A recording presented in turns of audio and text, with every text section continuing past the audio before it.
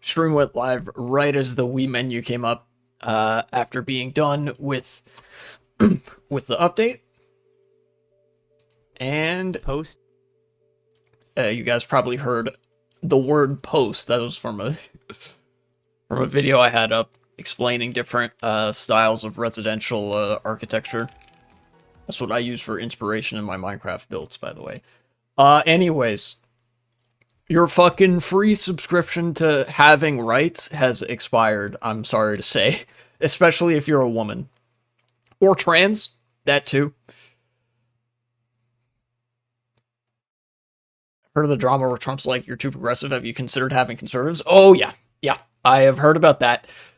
There is a lot to talk about, a lot of things. Yeah, with what was it? Columbia? Harvard? One of the Ivy League schools. I think, actually, it was Columbia. Here, hold on.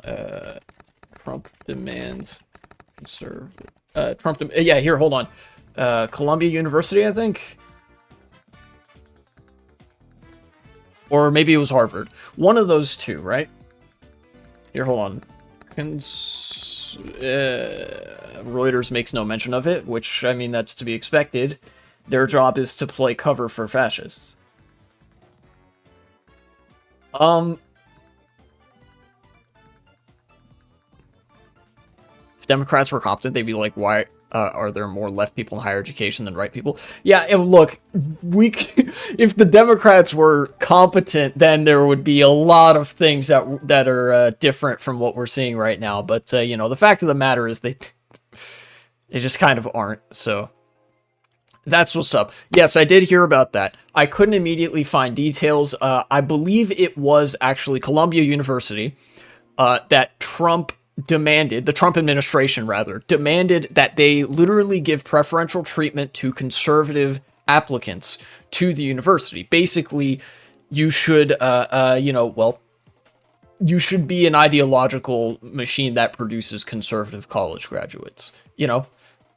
In fact, they said as much in the demands themselves. Like, yeah, we want you to admit more conservatives to this college than liberals or whatever like that. That was just one thing, and it's part of the war on higher education, right?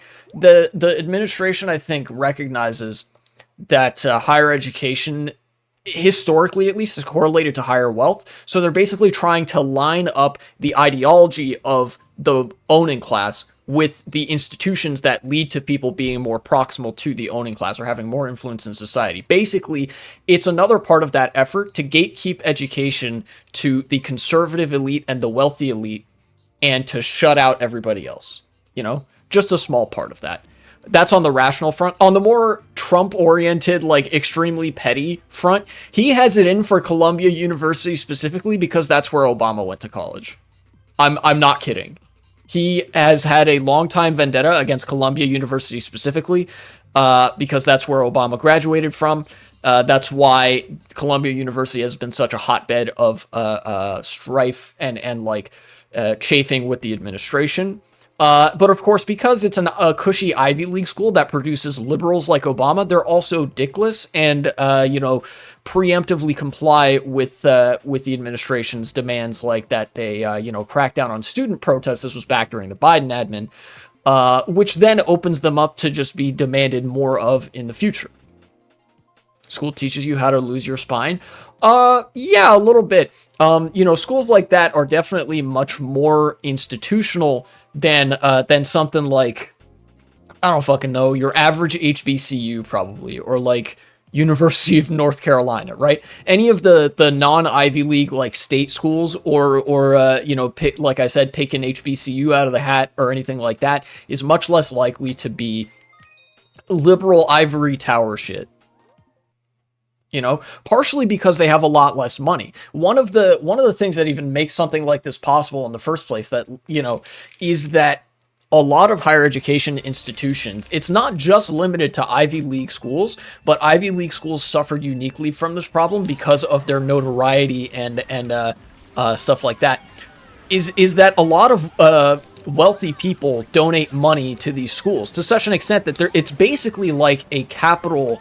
It's like a a fucking capital investment vehicle. A lot of universities function basically like capital investment vehicles, especially because they're private. They, based on tuition, they rely on wealthy donors and shit like that.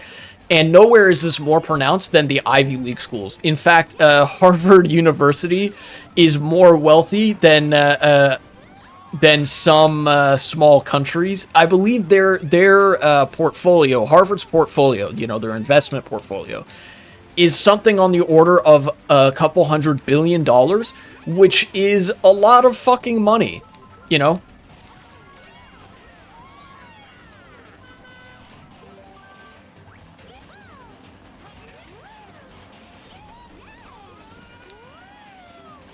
The only place where it's true where the liberal pipeline exists. Yeah, it is colleges, for all the flaws that are inherent to a private university system where, knowledge is, gate kept behind wealth and shit like that. And there's all the fucking flaws of it functioning like a capital endowment fund or whatever. It is definitely true, both from experience and from statistics, from data that we have available on the subject. College pushes people to the left, especially if you are taking a course in the, especially if you have any sort of course load in the humanities, in philosophy, or ethics, or anything of the sort, right? You take any courses in the social sciences, or in the humanities, or something like that, or in the arts as well, and you tend to get further left-leaning, right? In fact, that's why donors emphasize STEM so much, is because they want to, before they decided to just abandon the concept of higher ed altogether, they wanted to basically see if they could rework higher education to try to move people to the right. And there's still an ongoing effort to do that.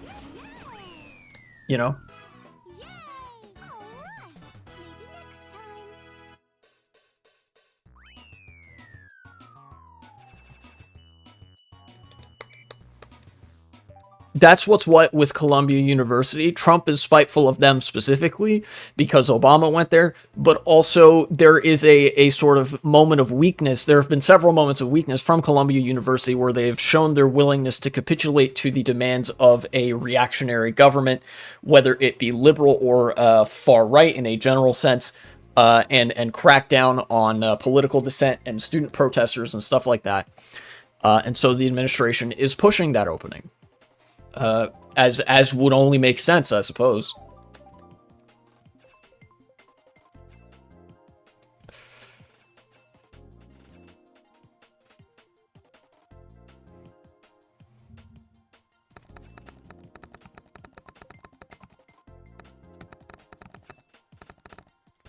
Where are the demands?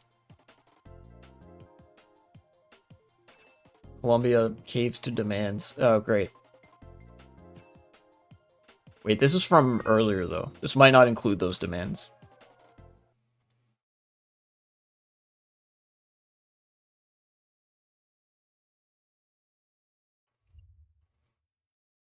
A video where it explains how colleges break and shove the quote into your mind? What quote?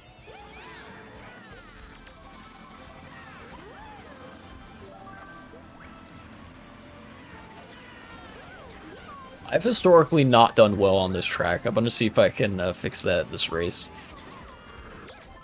Well, so far not so good. Oh yeah, where they turn everybody into a businessman. Yeah, that's like the class of people that tends to donate to these colleges has been throughout the late 20th to early 21st century. The changes in colleges were defined by an increasing amount of emphasis, to such an extent that I would consider it overemphasis, on STEM and business. STEM courses and business courses.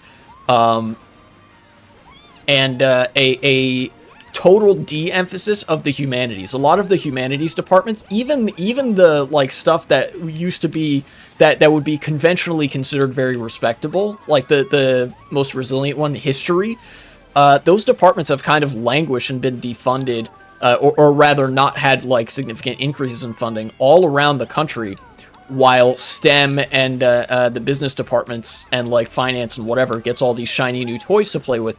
Because yeah, it's part of this effort for the capital class to turn college into basically like you know, their own like ideological indoctrination machine. Basically, you know how conservatives like said that, oh, college is liberal indoctrination or whatever. Every accusation is a confession. In this case, it is a confession of what they are doing and what they aspire to do, which is that they want college to be indoctrination for them, if it is to exist at all.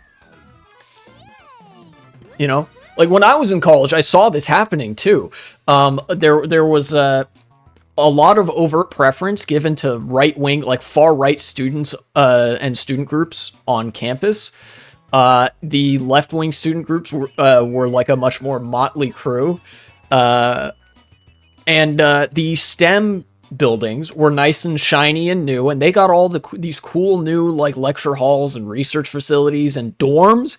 The STEM students got their own new dorms. And all the rest of the campus, I was on the part of campus that was home to most of the humanities departments, right?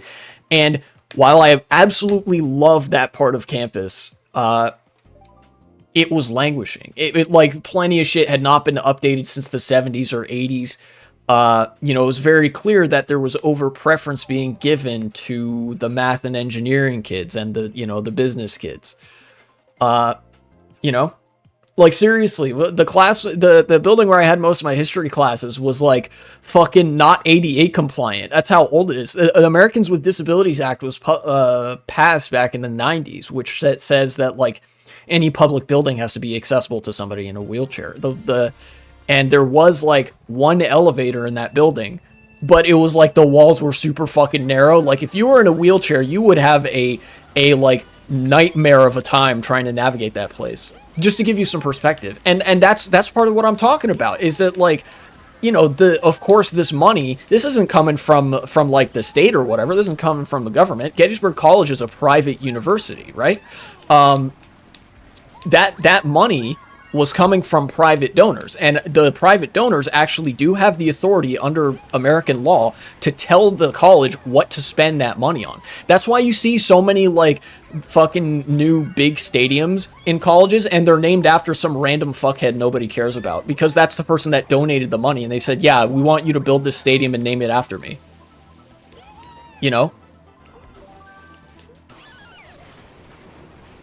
And the end game purpose of that is, well, first of all, to use those universities as like a vehicle for capital investment, because now it's like, oh yeah, you owe me or something, or like I'll see a return on this later. If you're like on the board of trustees or some shit like that, right? You own part of the means of knowledge production, basically. And that gives you influence basically to like say, hey, yeah, my nephew wants to go here. And then they like let your nephew in or some shit like that. There's some graft and corruption that happens there. But ultimately the reason that wealthy people donate to like STEM, and shit like that and sports is because that's the best place for capital investment. And they let the humanities sort of languish, because that's like, that poses a threat to them. Education in the humanities, in philosophy, poses a threat to the hegemony of the ruling class. Again, because of, class consciousness. Also, I've been racing really well this race, which is nice. Feels good. But all the same, I absolutely loved the part of campus that I was on, and I wouldn't trade it for anything, I think. Like, I don't know. I think I just really enjoyed what I was learning about in college, and that's why. People in my school always complain that I use the elevator, but like liberals, they didn't do anything about it. Fucking true. See, that's what you gotta do. Fucking use the elevator people complain about. Is like, are you gonna stop me? You fucking liberal? That's true.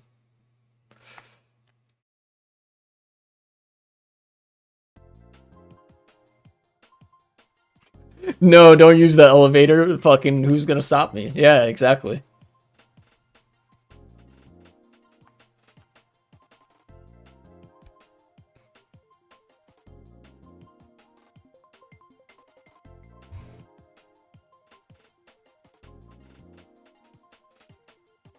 What was I going to talk about? Oh, yeah.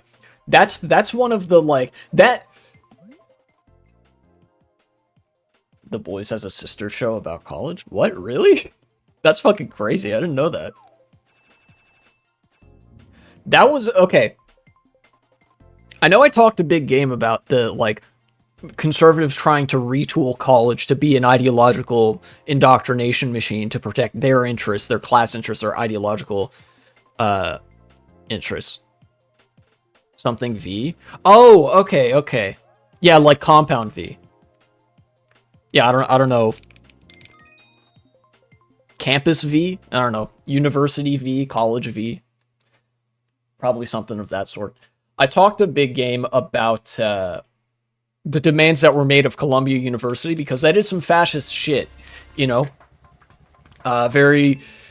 Very much like one-to-one with what happened in Nazi Germany, where any of the intelligentsia that didn't openly, like, straightforwardly comply with the Nazis were subject to massive amounts of pressure or like arrest or anything like that. Yeah, it's a reminder that, like, oh, we fucking live in a fascist shithole. But you know what's even more of a reminder? That was just the warm-up. That was just the opening act. The real meat of the matter that I think I want to focus on is that Congress finally got off of its ass to do something. And in true fashion of whenever Congress does something, it usually hurts you. Shoutouts to Maxor. They passed a little thing called the SAVE Act. And of course, shoutouts to George Orwell. Fucking Ministry of Love looks inside endless torture devices. Great, thank you. The SAVE Act is basically a method of stripping away the 19th Amendment without stripping away the 19th Amendment. The 19th Amendment being what legally grants women the right to vote in this country. The contents of the SAVE Act are that there are new voter ID requirements that are going to be instituted federally. It hasn't passed the Senate yet. It hasn't been made into law yet, but it did pass the House. And those requirements are basically that you have a passport or birth certificate with your full legal name on it, right? Which to some people I'm sure sounds innocuous until you realize that fucking, like, a good percent, like 30% or something of Americans don't have a passport. And most women in America, there are a lot of women in this country, most women who are eligible to vote otherwise do not have a birth certificate with their legal name on it. Why? Because when women get married, it's tradition, it's not legally required, but it is tradition that they change their last name to the name of their husband, right? Normally, this doesn't pose a problem because voter ID is dumb as fuck, and it is a solution in search of a problem, and they can just, you know, provide their driver's license or social security number and be like, yeah, I got married. And they'll be like, okay, you know? But if this law were to pass, any woman who is married and has had a last name change would be not eligible to vote. They would have to re-register. And in fact, if their legal name does not match the name on their birth certificate, they may never be eligible to vote again unless they change their legal name back to their legal name that they had at birth. And of course, this also affects trans people. If you have had a legal name change for any reason from that which appears on your birth certificate, under this law, you would no longer be able to vote. Women who got married, trans people who transitioned, or even if you just fucking didn't like your name. Maybe you, like, I don't know, you cut contact with your parents and he's like, I want a name change, you know, forget that shit. Or you just felt like it. You would no longer be eligible to vote as a result of this bill. And of course, the reason that the Republicans are passing this bill, because it's a fucking Republican bill, although Democrats voted for it, there are a handful of Democrats in the House that voted for this. The reason that they're passing this is because, number one, the far right hates women. Obviously, we all know this. You know, they think that they should be chattel property in answer to their husbands. I mean, we all remember that Sam Cedar debate. They fucking said that straight up. But the big kicker is that this would prevent Democrats from ever winning elections again. Yes, because it targets women and trans people as well, but like, you know, women being the largest demographic, women vote mostly left-leaning in America, which means they'll vote for Democrats if they're on the ballot, or in municipal elections. Sometimes that also means stuff like the Working Families Party. Some of the good shit that's happening at the local level, that like the support base for the working class and for progressive movements is built off of you know, well, a broad coalition, but a lot of women are part of that coalition. So Republicans are figuring, if we can disenfranchise all the women, then no biggie. We get to stay in power and see our ideological priorities through. So let's just pass this act that makes it, like, illegal to vote if you've had a name change ever at any point in your life. You know? Love my fucking liberal democracy, or whatever the fuck is left of it, where you can just do that. Like I said, this is kind of a way of repealing the 19th Amendment without repealing the 19th Amendment. Also, I think, I'm not 100% sure, but I think... No, wait, yeah, I am 100% sure. My mom brought this up to me. My mom is I guess you could call her a classical feminist, like a third wave feminist who was brought up during the second wave. And part of this bill she mentioned to me is also that it would allow husbands to vote on behalf of their wives. I will give you 1 million guesses as to the fucking problems that could cause.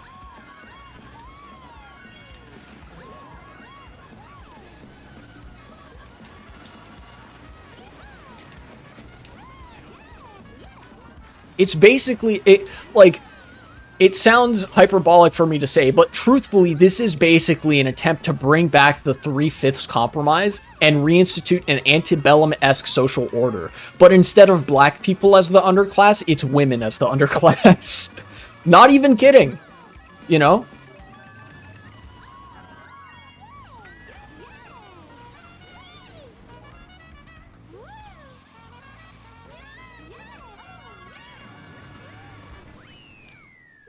I wish everyone had to solve an algebra problem to vote. That would probably, well... Yeah.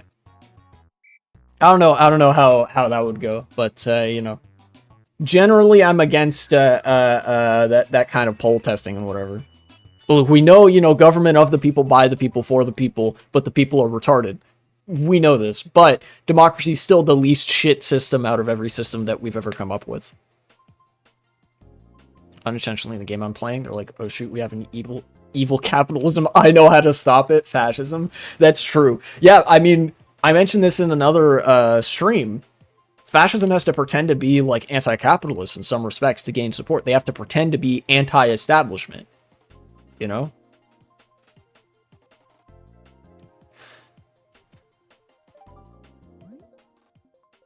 Literally, we need Palpatine. That's funny as fuck.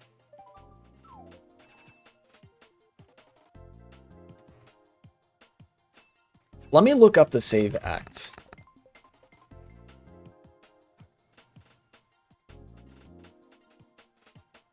According to a Brennan Center expert. Yeah, here we go. Let's see. Where is the documents requirement? Yeah, look. Morales Doyle, this is a lawyer at the Brennan Center, I believe, said this new documents requirement could create a barrier for a significant number of Americans. Our research shows that about 21.3 million American citizens don't have these documents readily available. And by these documents, I mean a birth certificate or a passport. That's a good, like, I guess I overestimated when I said, like, 30%. That's a good, like, 9, almost 10% of Americans. Actually, no, that's more than 10% of the voting public don't have that documentation. Where, like, you know, if somebody asked, hey, do you have your papers? Not only would they say, like, not only would they not have them, they just wouldn't It's not only like would they not have them on their person, they just wouldn't have them at all.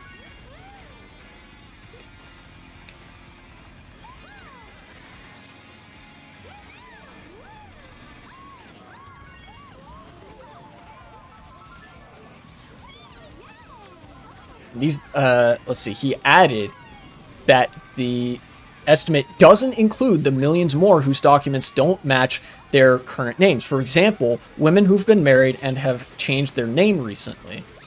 Yeah, you have to get like your passport and stuff and other forms of ID updated to reflect a name change, you know, for certain administrative purposes. But here's the kicker: you can't do that with a birth certificate. Your birth certificate is information that is reflective of what you were given at the time of your birth.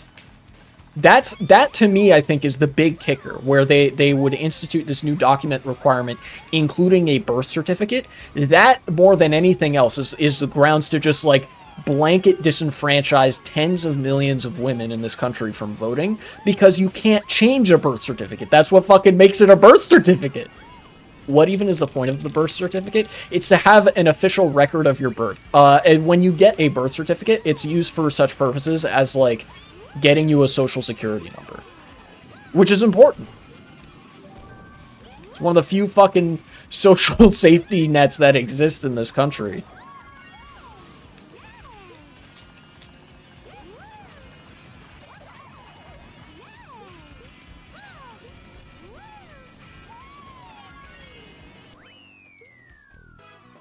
How do orphans get birth certificates? Good question. Some of them don't have them. You can get a birth certificate later in life. My grandfather had to do this.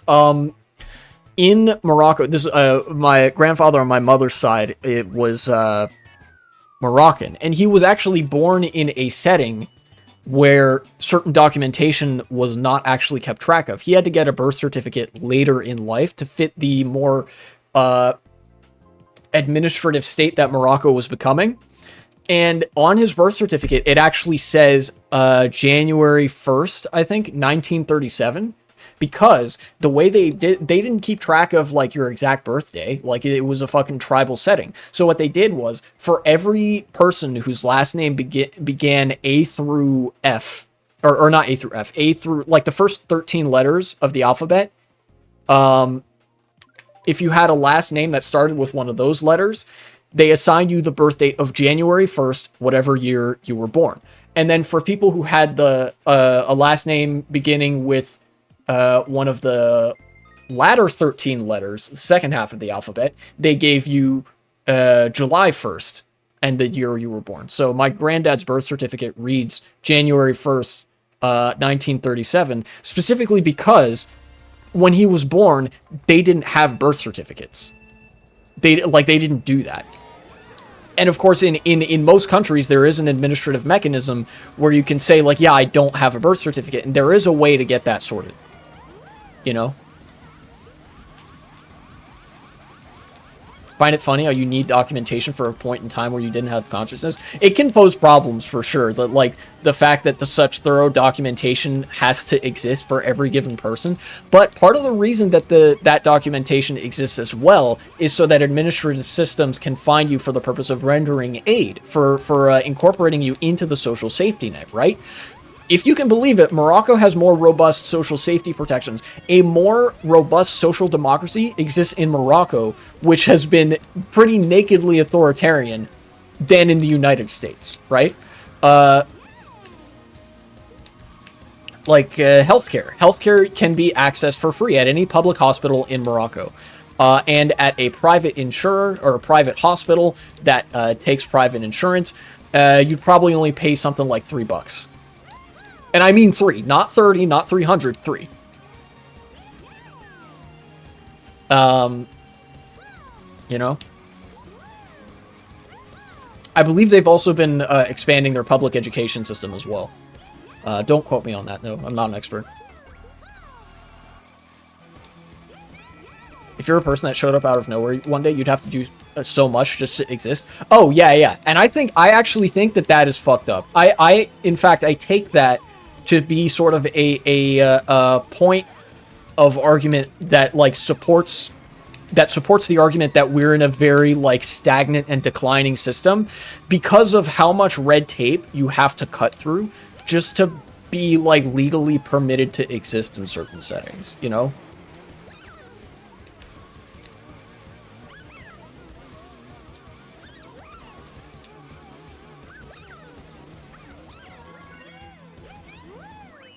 But regardless, I maintain that the birth certificate component of the SAVE Act is probably the most damning one. That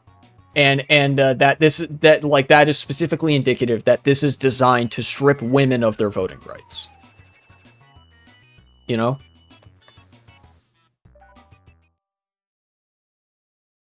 Next section reads, this is not a typical voter ID law. Yeah, no shit. Morales-Doyle says there's a distinction between this proposal and existing voter ID laws. This is not a voter ID law, he said. This is not a show your driver's license when you go to vote. Something you already have to do in most states, I think. This is a show your papers law. He explained that the bill would require voters to show original proof of citizenship, like a birth certificate or passport, just to register every time you register or re-register.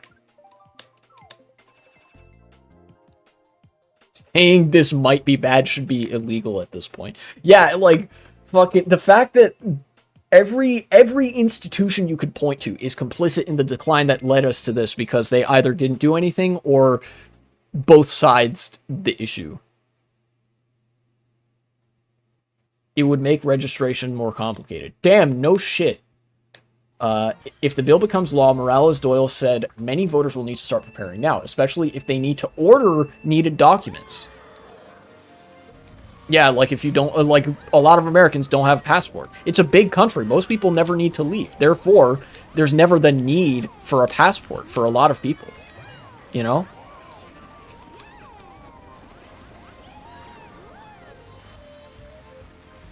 Let me continue. Once I get to a straightaway, that is.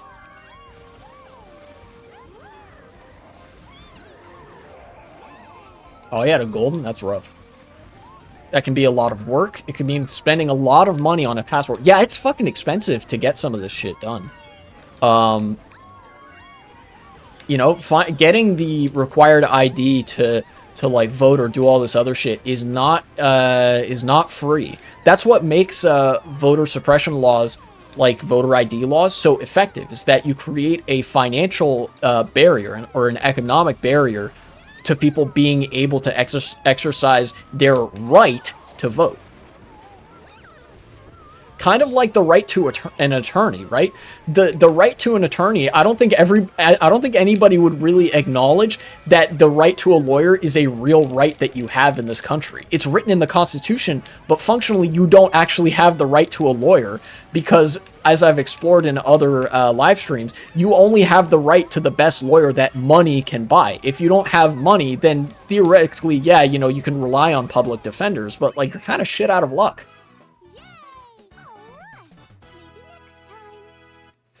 It could mean going and finding your birth certificate and proof that you are the person on that birth certificate because you've changed your name. Yeah, that's the big problem. He added that can take time, so you're going to need to do it well in advance of the elections. Here we go. Voters in rural areas would face higher barriers. The SAVE Act would end common registration methods like online mail-in or voter registration drives. That's like the only way to register. Seriously. The only method that exists other than that is to go to the nearest voter registrar. Anybody fucking know what the voter registrar is or where it is? You have to go to a courthouse for that shit. You know?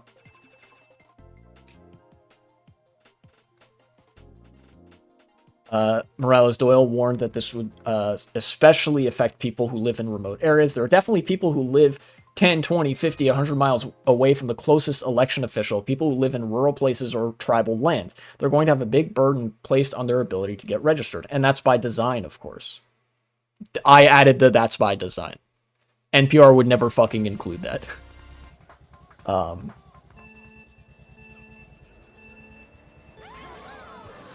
Supporters of the bills, like House Speaker Mike Johnson, say it would increase public trust in elections. Fuck off, dude. Again, with the fucking, like, both sides. Oh, well, you know, the Republicans say this will bolster the confidence that Americans have in the integrity of our elections. No, you fucking moron. Elections have already been decided by people who should have otherwise been eligible to vote, but couldn't because of inane voter suppression shit like this. They're just introducing this so that they never lose another election again, and they know it. And they're relying on the liberal media laundering their image in order to achieve that. You know, to put people to sleep enough to just, like, walk all over whatever's left of, like, free and fair elections in this country. Never seen a courthouse in my life. I have been inside a courthouse, but, like, take it from me, it is an extremely obscure part of public life to require that you go to a courthouse to do something as fucking simple as registering to vote. Like, dog. You know where I registered to vote?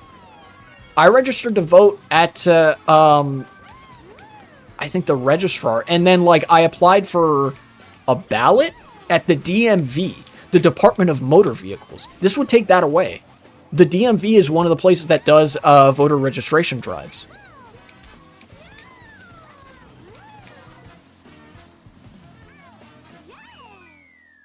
I voted in high school that I didn't even go to. Yeah. Well, that's different. That's a polling place, right? Although this would eliminate same-day registration.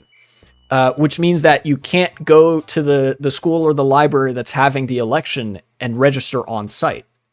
In this country, you can do it online, lol. You can in America, too. That's the crazy thing.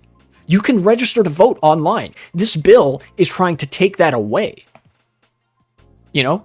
And yes, obviously, most countries, like in Europe and even, you know, South America, do this way better than America does. They make it really easy for people to vote. You know, generally speaking. It is just America and I think Russia that does this classic voter suppression. Yeah. You might not have caught the first bit of this, but this bill would it would reverse. Let's see here. Where is it? It would get rid of online registration, vote by mail registration. So like registration by mail. It would get rid of voter registration drive registration, so you can't go to the DMV anymore. And it would require you to show original proof of citizenship, which means you would have to show your passport or your birth certificate in order to vote. And if you had a name change that isn't reflected on one of those documents, you would be barred from voting. Like I said, this is specifically targeted at women who are married, you know, or who have had a name change. And for many of those women, they would have to either, like, they would have to change their name back to what it was on their birth certificate in order to be able to vote. You can't change a birth certificate. That's kind of what makes it a birth certificate. You know, it's supposed to be roughly, you know, reflective of your circumstances at birth.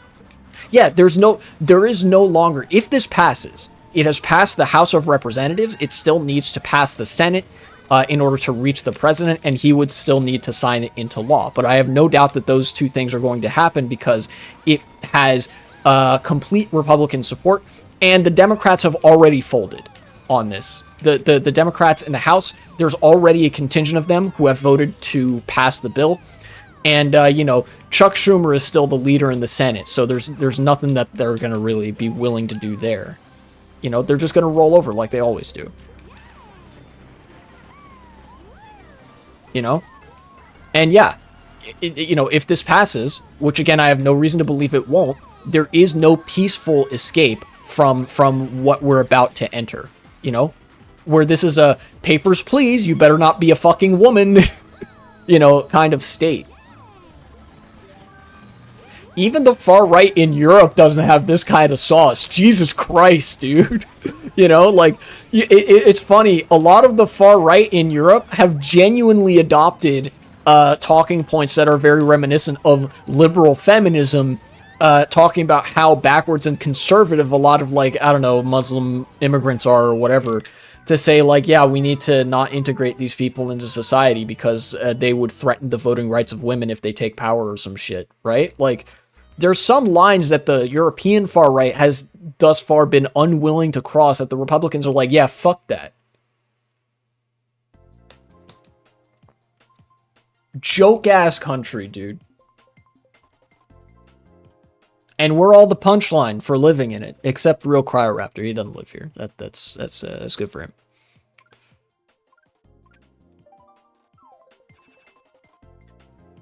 Yeah, Steven Universe could not redeem these people.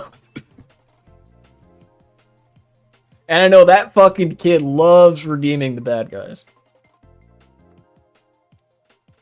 We just have to wait till the average voter gets mad, starts punching things, does all the work for us. Kind of, yeah.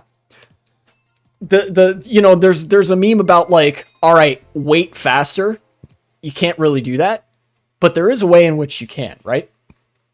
There's nothing we can do at this point to prevent the fascists from taking the power that they want to have, right? They're going to have, you know, this kind of power to disenfranchise people. Free and fair elections are done. The midterms aren't going to matter. Even if a Democrat wins, like if the Democrats retake the House and Senate, it's still Jover. Even if a Democrat wins the presidency in 28, it's still Jover. But that doesn't mean there's nothing that we can do. That means that we've lost the electoral game for now, right? What we can still do is we can hasten the defeat of the fascists by fomenting public discontent. Just being vocally left-leaning with your friends. You know, you obviously in some circumstances you gotta tread carefully so the fucking cops don't come and be like, all right, fucking Che Guevara, you're going to Gulag, you know? But if you can, like, if you can participate in it just even in a little way and being like, man, this whole thing is fucked up, you know, it's, you know, shit ain't right that oligarchs can just literally buy a whole ass country and ruin all of our lives. And they can be like, yeah, you know, we don't care that the far right just literally took away the rights of women to vote and shit like that. You know, maybe we should do something about that. If you can convince somebody of that point, great. That's all the more quickly that this regime comes to its eventual downfall, right? Because fascists are incompetent. In order to be this evil, you have to be like going about things irrationally. Any rational authoritarian, because such a thing does exist, would not cross some of the lines that fascists are crossing. Ruining our relationships with other countries, being so blatant about targeting minorities that there's barely a veneer of hiding it anymore. You know, like, being so openly hostile and disdainful of the American public that, like, they're just saying now, I think Speaker Johnson said, yeah, our goal is to eliminate people on Medicare. And then he added, who shouldn't be there. You know? I assure you, it is not hard to convince people that, like, yeah, these government stooges and, like, rich people stooges are our enemies here. You know? And that matters in the long term. The unfortunate news is that, like, we might not live to see it, but this regime, by definition, cannot last forever. They are too incompetent to act rationally. You know? Like, when they're so transparently evil, that is eventually going to lead to them, you know, angering the public enough cumulatively over time that the public backlash starts mounting, and eventually the government's going to collapse along with the entire economy. Now, one obviously happens before the other. The economy is going to collapse long before this regime collapses, right? But what I'm trying to say here is that this is just a component part of society collapsing at the behest of fascists. Fascists cannot run a government for shit, right? The problem is, if they have enough power, and it looks like the fascists in America do, our rights are going to burn to the ground along with society. We just have to be there ready to build it up once they've burned it all down. Does that make sense?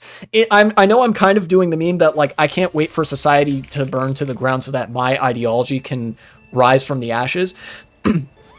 But at this point, the society burning down bit is inevitable because the fascists have already taken power.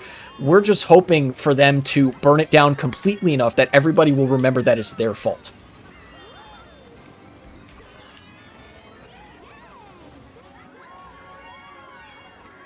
You know? And Gotron, you're right. If evil were competent, you know what it would be? Liberal.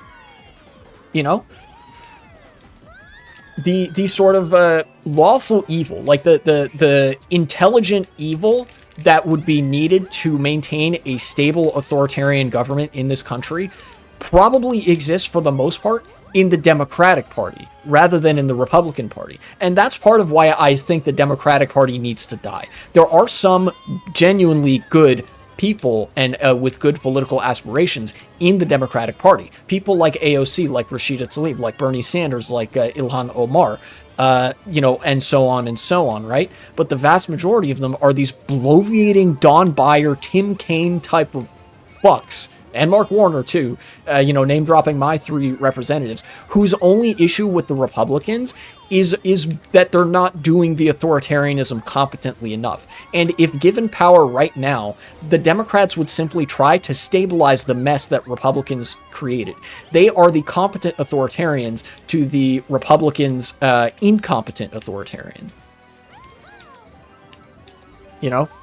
Yeah, literally people didn't get the message after World War II. It goes all the way back to that. Nazi Germany was actually, truthfully, on the verge of collapse, you know, were it not for the Second World War, and even at the end of the Second World War. Academics at the time wrote about how Germany was kind of like on the eve of a revolution, low-key. Like, the Nazis were so evil and bad at running a government that the socialists were... like, there was a growing socialist movement that was ready to overthrow them. You know? It was not, like, maybe not ready at the time the Allies rolled in, but it was clear that even, like, if the Allies didn't occupy Germany, that they, like, the Nazi government was not long for this world, you know? In, like, 1944. They were managing the economy that badly. The difference is, right, at the end of World War II, we actually never got to see a genuine and full collapse of fascism during peacetime. Because right after World War II, the Allies replaced the governments of Italy and Germany from the outside. They propped up a more liberal system of government, which effectively just rewound the clock to before the crisis happened and, you know, they capitulated to fascism, right? And then in Spain and other fascist countries that organically sort of dissipated, they had connections and allies in Europe. They had been stabilized. The fascist government had been stabilized, and gradually, in its own self-interest of like self-preservation, the government stopped being fascist basically because of internal public pressure and them becoming more rational over time. They basically acknowledge being Nazis is a bad look, so let's not do that. And the more they started acting rationally, the more they just gradually defaulted back to liberalism. We are now seeing a fascism that is completely immune from being rescued by liberals. That is the face of the end of fascism in the 20th century, is that those governments were rescued by liberals. Those fascists that, you know, many of whom faced the music for war crimes, many of them were rehabilitated by the liberals. Operation Paperclip. Many of the German politicians who were part of the Nazi party were politicians in the West German government after the war. They never had a real revolution where fascists were thrown into enclosures. Yeah, they've had peaceful revolutions. You know, Portugal had the Flower Revolution, which is great and all. You know, I love them for that. I support them. But we have never seen a fascism that has collapsed so completely with so little help from outside that something genuinely different had to come up in its place. And I know this is still technically part of the segment about the SAVE Act that's about disenfranchising women and stuff. But the stripping away of people's rights is so blatant, coupled with the economic mismanagement, the graft, the corruption. It is so blatant and so literally unsustainable. Eventually something is going to give, and unlike after World War II, No external liberal regime is going to come and save the fascists from the collapse of their own country. You know? Unfortunately, that could mean that a lot more people are going to die. And I you know, I don't think anybody really fancies the prospect of that. Nor should we. But, you know, better things are possible, is what I'm saying. You know? Every successful move the fascists make is just one step they take closer to their eventual decline, right? It's like the dialectic advancing or some shit like that. Imagine China does a Germany to America. That would have to be it. If there is any way out of this that doesn't involve such a total collapse of fascism that it takes capital with it, and, you know, if there's any route through this where the government collapses but a socialist revolution doesn't happen, again, we're talking in terms that might exceed the span of my lifetime. Things are going to get pretty bad for pretty long. It would have to be that either Europe or China, in their new ascendant sort of position, rewinds the clock of liberalism in the United States and sort of puts us back in a social democratic sort of Keynesian style government, which wouldn't be terrible, but it would ultimately just be resetting the clock to an earlier point that would start ticking down, and eventually we would repeat this crisis all over again. People's rights would be stripped all over again. It would just take a few extra generations, you know?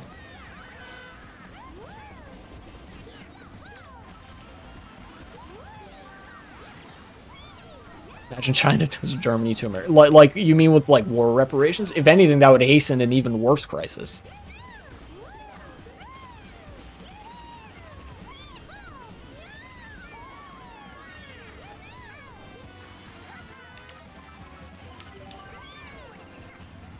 Hi, Yoshi.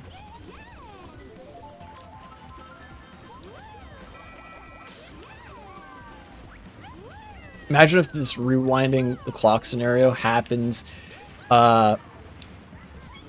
forever, just different countries do it to different people. It's possible that something like that happens, but eventually there is going to come a point where there are no more countries to rewind that clock, you know? Picture, like, with the end of feudalism.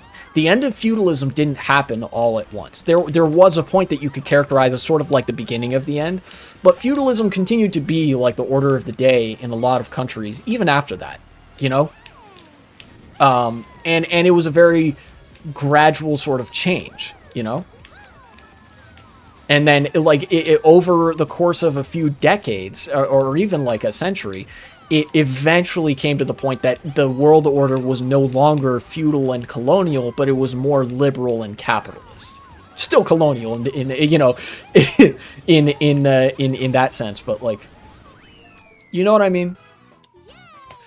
Revolutions can be gradual like that, and in the least optimistic scenario that I can construct, that is what happens, and it probably takes several generations after us to realize a full transition to a post-capitalist world, you know, like a socialist, market socialist kind of setting, right?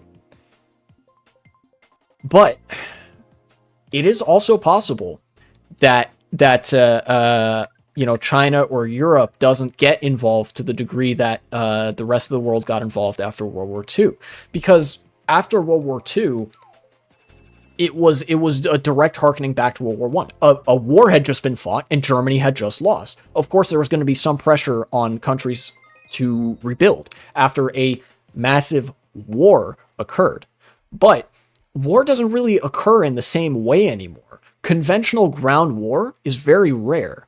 You know, Ukraine and Russia is very much the exception rather than the rule. That's the only war I can really remember in recent times that even kind of resembles World Wars I and II, where you have fronts on a battlefield and two countries are directly fighting each other with their own militaries, you know, in what we would recognize as more the developed world, for land, and pushing back and forth like that. Most wars that I've seen in my lifetime have been sort of like the Syrian civil war, where it's one country or maybe two descending into absolute madness because of instability wrought by like, you know, that country being hollowed out. There's a million different rebel groups and stuff like that, you know, to such an extent that sometimes sides aren't even really distinct. Seems like every person is their own faction. Need to go back to trench warfare. Legitimate. Well, what I'm saying here is that I think that it's probably more likely that the United States collapses without any sort of rescuing intervention from Europe or China to prop up a sort of more Keynesian liberal government after the fact, right? Because there's not the sort of reason for them to do that. We've already severed all the relationships. We've already cut the umbilical that would be the reason they'd have to prop up the United States, right? We're still economically relevant, but we're not interconnected enough anymore. Like or at least we won't be, for them to be like, we desperately need to repair America, you know? We won't be relevant for long. I disagree. America is a big country and it has a lot of resources. I think we will still be relevant, just not to the extent that we are right now, right?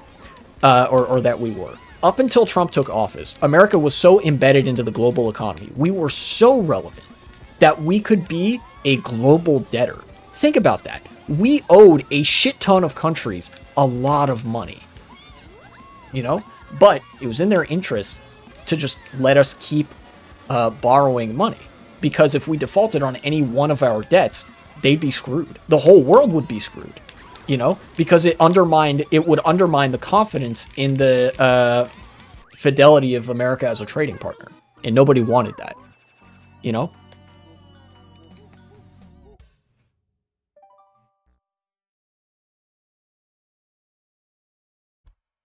But bringing it all back, again, this is still technically part of the segment where I'm talking about the SAVE Act. This is blatantly, you know, a law meant to disenfranchise women from being able to vote. Stuff like this genuinely heralds the decline of fascism or the decline of liberalism or whatever. Like the lines between the two are becoming a lot more blurred as of late. Like I said, liberalism literally becomes fascism eventually. We're pushing up against and through the boundaries of what you could even consider rational acting on the part of a government or any political entity, right? You know, the rampant graft and corruption with regards to the tariffs and the stock market, like fucking such burning hatred and disdain of political minorities like women and like migrants and brown people and trans people, that they will pass laws that literally nobody wanted, cared about, or asked for just to like make their lives worse, you know? All of this stuff is not good for the longevity of a political regime, you know? You know, it doesn't necessarily violate the sort of assent or consent of the governed right away. You know, there are plenty of really authoritarian dictatorships around the world that are relatively stable and have similar laws on the books, but that's because they understand the boundaries that they're pushing up against, and they're sort of, I guess, to a greater degree than this administration, at least.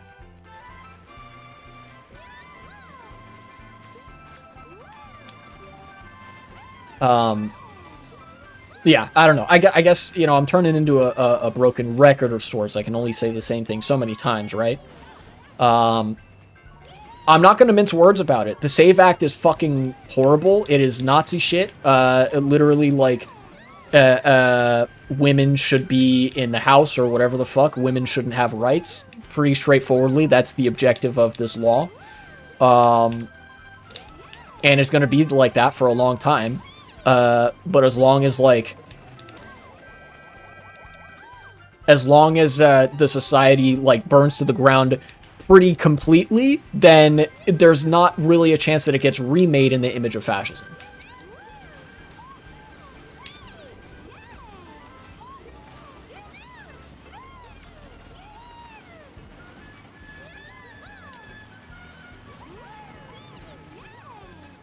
Just worried another country will show up and be like, you need liberalism. Well, I explained why. I don't think that's terribly likely. But either way, you and me we're probably going to be retirement age by the time that happens. If that happens.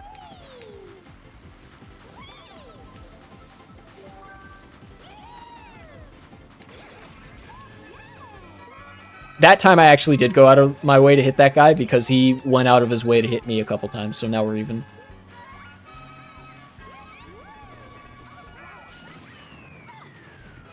Did I bomb? Oh my god, I didn't mean to do that.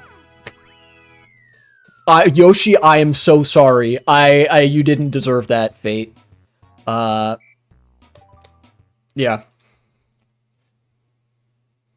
Thing to remember is in Star Wars, the Republic lasted 1,000 years. Star City's empire barely lasted 30 years. Yes. The Nazi government in Germany, even with war plunder to fuel them, only lasted 12 years. You know? And the Republican days of the United States, small R Republican, Irish Republican, the classic, lasted about 200 something years, right? The empire in America, if we're drawing like 1-to-1, right? 250 years, empire is probably going to last 10 or 20 years, like it ain't that deep. The empire in America is not going to last very long precisely because of the irrationality that it brings, Like, if it's constantly doing shit like this, if it's just making everybody's life miserable, you can only do that so much, right? Like, even dictatorships, in fact, especially dictatorships, depend on the thumbs up from the public in order to thrive. And you know who knows this better than anybody? China. President Xi, the Communist Party over there. They know this. That's why they've been doing so many infrastructure projects. That's why they've been doing the Belt and Road Initiative, trying, like, fervently and feverishly to establish all these trade relationships and like build up railroads and make urban connectivity a lot better and stuff like that. Genuinely, they have an interest in nation building because they want the country to be stable. Otherwise, they risk revolution from below. You have to keep the masses happy. And that doesn't just mean provide them bread and circuses. That means, like, legitimately, you have to make their lives livable. You have to make their lives good enough that they're willing to overlook abuses of power and human rights like violations from the government. And if you're also hollowing out life from an economic perspective, if you're just making everybody's life absolutely shit, they have no reason to overlook anything that you do. People are willing to put up with the government in China because they could probably list a lot of things that the government has done for them. Think about what China was like 40 years ago versus what it's like now. There were people in China who were alive in the 70s when it was one of the poorest countries in the world. And look what's happened in the past 50 years. Now they're an economic power to rival the United States, And they've done this, granted, through neoliberal development policies, but there are a lot of things that they've done to reduce the price of housing, to reduce the price of of commodities and healthcare, despite the fact that they still have a private healthcare system, to improve the working conditions, despite the fact the working conditions over there still aren't very good, to basically develop the country industrially and technologically to bring it up to par, so that people can look at the past 50 years and be like, you know what? Maybe this government's all right, because it's done some pretty good shit for me and my kids and my family. Even though, I don't know, maybe you hear about the kind of abuses that are taking place in, what is it, East Turkestan or whatever, with the Uyghurs, even though they've since kind of eased up a little bit on that. Maybe you hear about the kind of shit that's happening in Tibet, the suppression that's going on there. Maybe you know about the brutal treatment that Hong Kong protesters are subject to, right? But the government has done enough material good for a lot of people that people are willing to overlook that. That's not me saying that China is good or the government is good. That's me materially describing how China has managed to remain stable. And America is unwilling to engage it under fascist, governance, America seems blatantly unwilling to engage in the nation building that China has done for decades. In fact, the fascists in America are, with bills like the SAVE Act, with the tariffs, with incorporating oligarchs into the government, but with Doge cutting everything, they're doing the exact opposite of nation building. They are speed running their own decline and destruction by destroying all of the pillars of civil society and social society that would be able to theoretically hold them up if they were smarter.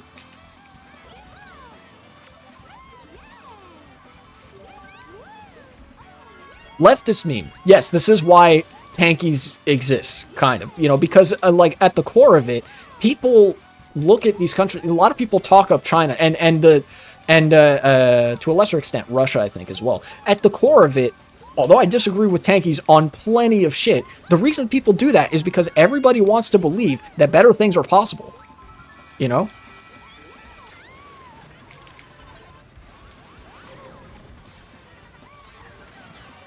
Chinese history is very complicated. Yeah, that's true. Look, there's been a lot of different, like, Chinese empires and states and whatever in that region, but, like, China as a concept is a very, very long-enduring thing. Basically, from the first time that all of like, China was united in one state, the concept of China has been like a fixture in people's minds politically. Like, when people say China, they understand the region that you're referring to, even if there are warring states there. You know, it's like, for most of time, for most of like fucking written history and whatever that we can remember societies existing in, China has been like a concept that exists. You know? But at the end of the day, leftist meme, right? I've fucking fluent in Japanese over here, right? You know, me, clearly I've got the gas in me right now because I've got my new haircut and shit like that. I don't know. And, you know, I know there's also a lot of people that are like, that's great and all, but, like, what about us? What, you know, what the fuck do we do? You know, we're having trouble affording rent over here and shit like that. You know, I sympathize. You know, form a tenants union. Form a union at work, even if it potentially could get you fired. Like, you know, you got to do what you can. And most importantly, above all else, talk to your friends. You know, talk to people about politics. Get comfortable talking about politics more. Because this is one of my favorite sayings. Even if you don't do politics, politics is going to do you regardless. So you better start paying attention. Start talking about it. Start talking about how, like, oligarchs being in the government is all some bullshit. The fact that they're just taking away everybody's rights and taking a sledgehammer to everything that ever did anything good in this country is some bullshit. And, you know, somebody should really do something about it. You know, even if there's not that much that can directly be done by any of us right now, talking about it is important because that creates the awareness that this has to go from a prescriptive point of view. Right? Have you seen how funny it is when fascists try to solve the freight problem? You mean like the trolley problem? They fucking slam the stick down the middle, multi-track drifting, kill all of them instead of choosing between one or the other? Because that's what I imagine would happen. Didn't Revenge of the Sith have a dig? Yeah, you know what? Funnily enough, Revenge of the Sith has a funny dig to that effect where Obi-Wan says, oh, I'm not brave enough for politics. You know, who among us, you know, couldn't relate to something like that, right? You know, politics, fucking minefield of its own.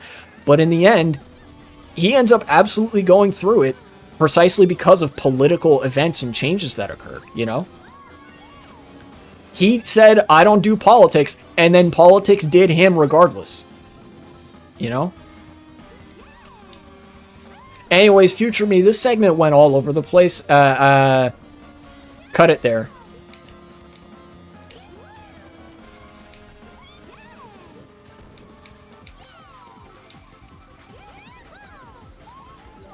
Obi-Wan was more politically aware. He could have stopped the Empire.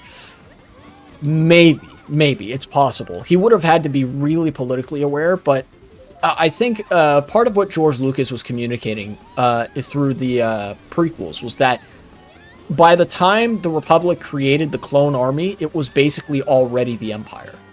You know?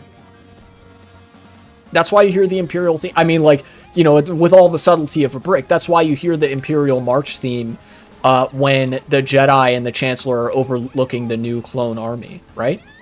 And Obi-Wan was a young man at the time. Or, you know, well, yeah, no, he would have been, like, if Obi-Wan, we assume, is, like, 19 in The Phantom Menace, right? Because he's still a Padawan in that movie. And Attack of the Clones happens 10 years later. He's not even 30 years old yet. Not everything needs subtlety. That's true. I will die on the hill that sometimes art just needs to be less subtle. You know?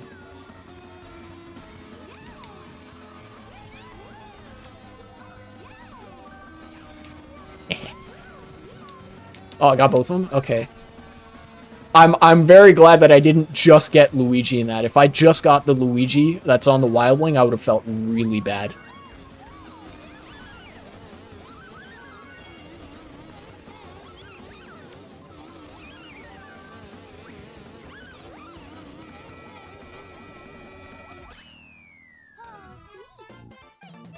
At the end, when Sidious declares the Empire, should instead something like, because of the Jedi's insurrection, I will be keeping emergency powers until further notice. Yeah, I think that would be like that'd be a much more realistic parallel to real life, right? He only dissolved the Senate in A New Hope. Yeah, that's right. In A New Hope, one of the first things you hear in like the Death Star conversation is that like the Emperor has dissolved the Senate. Now he has control, and like the regional governors. Yeah, it was very ham-fisted to have Sidious declare the Empire at the end of Revenge of the Sith, right? Like, you know, like the Jedi have attempted an insurrection against this great republic, and to ensure the stability of our democracy from bad actors, I will be holding emergency powers until further notice, right?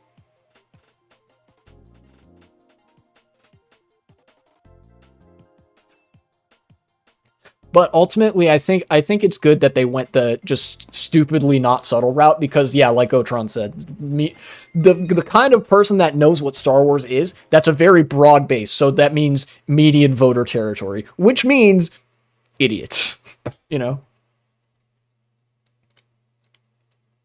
And of course, for anybody catching the stream for the first time, please do not catch feelings over me saying that like the median voter is an idiot, the median voter is dumb or a moron. I think most people, myself included, are pretty dumb. It's a pretty human thing to be like, you know, dumb. You know, it happens. In fact, you could pick a given topic. The median voter could very well be smarter than me on it. You know, that's kind of how intelligence works. It's compartmentalized. Yeah. Yeah, Star Wars was like this is one of the failures of the prequel trilogies that, you know, it is really clunky because it tries to also be for general audiences while being about like the Marxian concept of liberal democracy descending into fascism by way of like consolidating power and business interests, right? But yeah, at the end of the day, Star Wars is meant to be palatable for a general audience. If there's a point you want to make, you kind of have to make it in the least subtle way possible.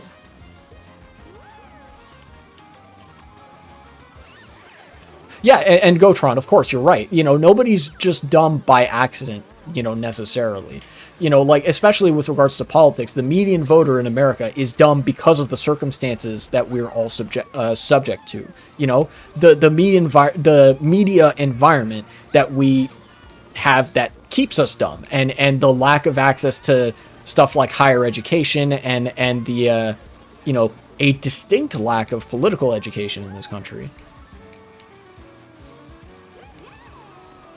It sucks to like admit in any way that these kinds of people were right. The fucking emo like dipshits from the fucking mid 2000s when they say like wake up sheeple or whatever, you know, like old school Reddit conspiracism or whatever. But yeah, it is kind of like, you know, you're basically subject to the conditions of being a sheep in a herd.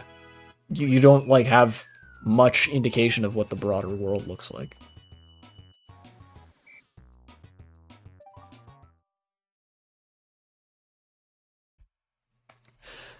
But I wanted to address something that somebody said earlier. Oh, yeah, yeah. I misread Gotron. I misread your comment when you said the freight problem. I saw later that you put birth rates. Yeah. Okay, nobody's ready for this, but I'm gonna hit you with some real shit. The declining birth rates in a lot of Western countries is a problem. It is a real problem that exists. And it is something that we need to be talking about in some measure. However, it is an emergent property. A declining birth rate is an emergent property of other material circumstances, mostly having to do with the kind of economic factors that go into raising a kid. Shocker, right? Whether or not you can raise a kid affects your decision to have kids. Having kids fucking sucks. Like, I'm not gonna mince words.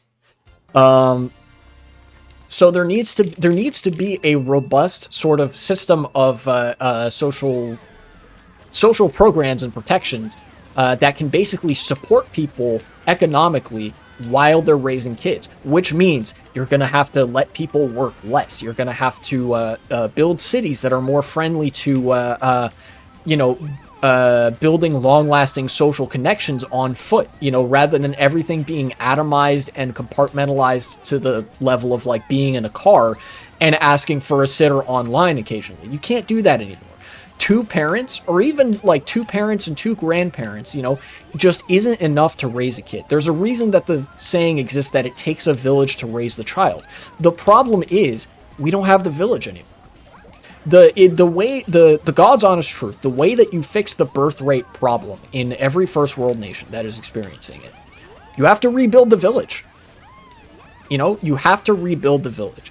And you do that by strengthening social safety net programs. You do that by building cities to be more walkable and pedestrian friendly and not just friendly to cars, so that people can get around, so that the city is a family friendly place to walk around and exist and play in, so that kids can, actually go outside and hang out with other kids and families can meet each other.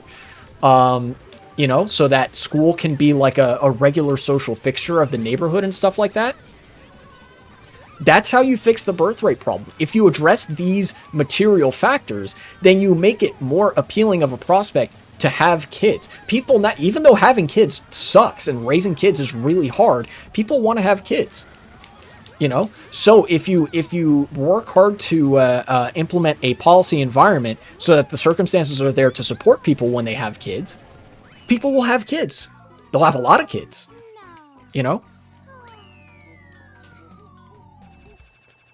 Yeah, for a lot of people, for most people, it's genetically hardwired into our brains at some level that we want to have kids. It's a very rewarding and emotionally satisfying and fulfilling experience, even though it sucks, But you can't address that. You can't foster that urge. You can't enable people to have kids and raise families and fix the birth rate problem if you're not willing to invest in the society that supports the village that raises the child. We've let the village decay. And the thing is, that's not by accident. The fascists want the village to decay so that things can be more atomized. They want things to be more atomized so they can easily control women and minorities, but mostly women, right? Fascists fucking hate women. Fascists advocate for breeding camps and shit like that. As you mentioned, Gotron. Specifically because if you are able to saddle a woman with bringing up a kid with no means of social escape, with no means of support apart from herself, it is that much easier to control them. And I mean, this goes for any person, but let's be real. They're mostly directing this effort so that women will be the ones raising the kids. I mean, no fascist would be caught dead supporting somebody being a stay-at-home dad while their wife was out working an office job, or God forbid them taking turns raising the kid, or asking for help from a sitter or going to some family members, shit like that. They'll say that they like that, but then they'll object to literally anything that makes that possible.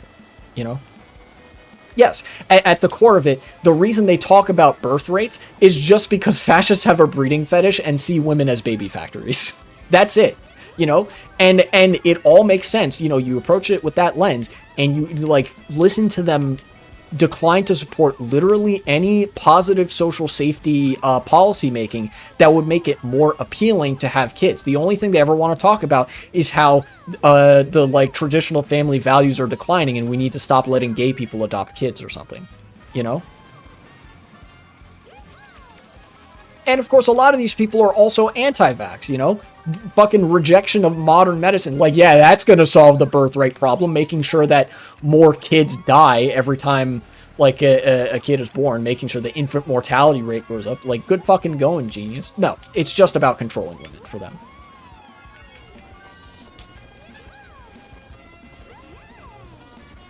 For a second, I thought those red shells were mushrooms. I am very cooked today. Oh, I'll get to RFK Jr.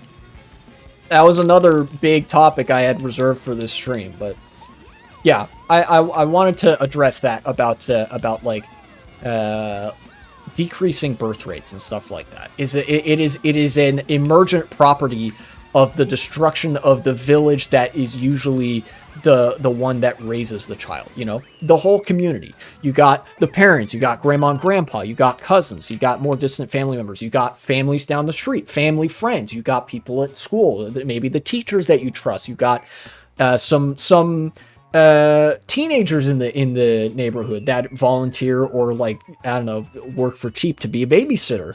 You know, you're supposed to have all these different resources as social infrastructure to raise a child from the time that they're born to the time that they're 18 or even in their 20s. You know, it takes a long time to... Oh, I hit the microphone, sorry. It takes a long time to mold people into a grown-up person that's capable of going out and then being part of that village that raises the next kid. You know? But conservatives don't want to put in that effort. Because, you know, well, there's a number of pathologies there, but ultimately just because they want to have sex slaves.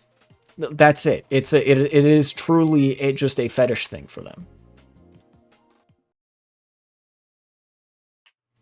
Yeah, and they're also repealing all the child labor laws that we used to that were in place for the protection of kids from exploitative conditions in the workforce, so that they could more concentrate on learning the world around them, so that the process of bringing up children could be more efficient, you know, so that we could more efficiently, with comparatively less effort than it used to take, bring a kid into the world and educate them on what their surroundings are, and then, like, okay, great, now you're ready to navigate the workforce on your own, potentially, and become a grown-up.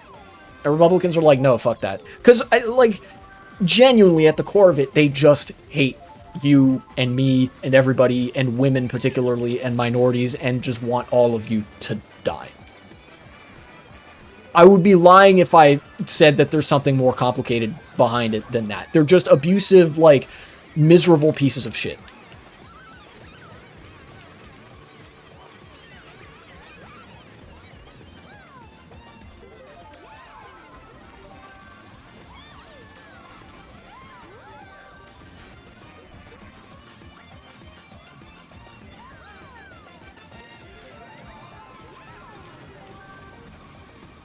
Sorry, I'm in baby park mode right now. I kind of have to concentrate.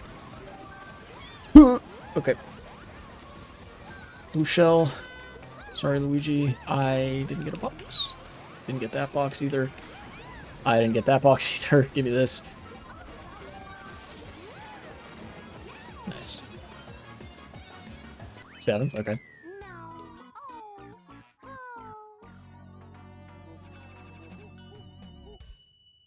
If you're that horny, why not just pay a prostitute? Because they're anti-sex work, too. Literally, they hate to see a based queen winning and earning her own living or some shit.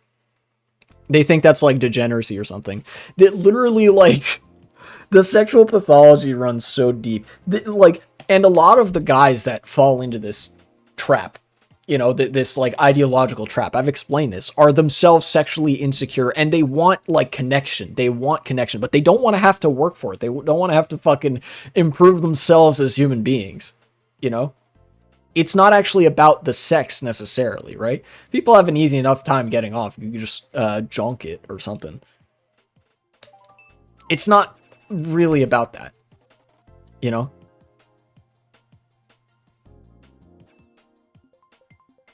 Elon Musk's the perfect representation of a fascist. That's true. He is all of the material interests of oligarchical technocratic fascism, and all of the insecurity of like lonely ass fucking like genuinely degenerate, like fucking loser alienated young man who's like fucking hates women kind of fascism rolled into one extremely stinky package. Bet you $100 Elon Musk would not survive high school. Yeah, sure. You know, I'm prepared to lose $100 on that bet. Yeah, because I think you're right. You know, I would take that bet knowing full well that I'm wrong, and would pay you $100 when I am proven wrong, because he'd probably kill himself halfway through.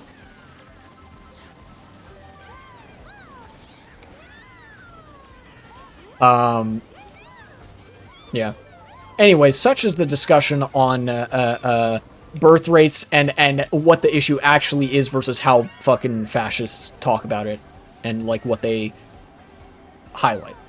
Now let's talk about some an encapsulation of like the absolute insanity of the far right, encapsulated in one particular eugenicist with a really fucked up sounding voice from the worm, presumably, that ate his brain several years ago. RFK Jr. You know, I'm learning that I have a really good RFK Jr. impression, but it hurts my voice, so I'm probably only going to use it very sparingly. So, definitely follow on Twitch and subscribe on YouTube for more impressions. Haha, funny plug. Yeah, RFK Jr. is the Health and Human Services Secretary under this administration. And under his watch, there's been a measles outbreak that initially was happening in Texas, but is now fucking everywhere, apparently. You know, it's not good.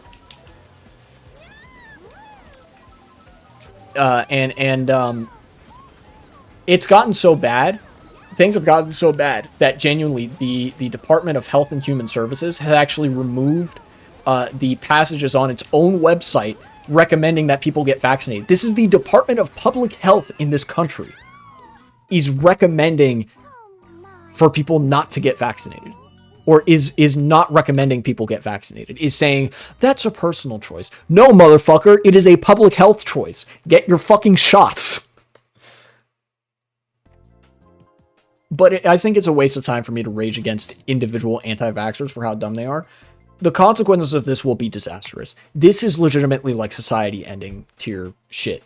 Like, yeah, don't fucking use the medical technology that we have at our disposal to fight diseases. Instead, go to fucking, I don't know, www.alternativemedicine.net or something, and find some fucking colloidal silver, whatever the fuck people do for the alternative medicine treatments, or just like let your kids die. I don't know. You know, that's the kind of brain that is currently running the Department of Public Health in America.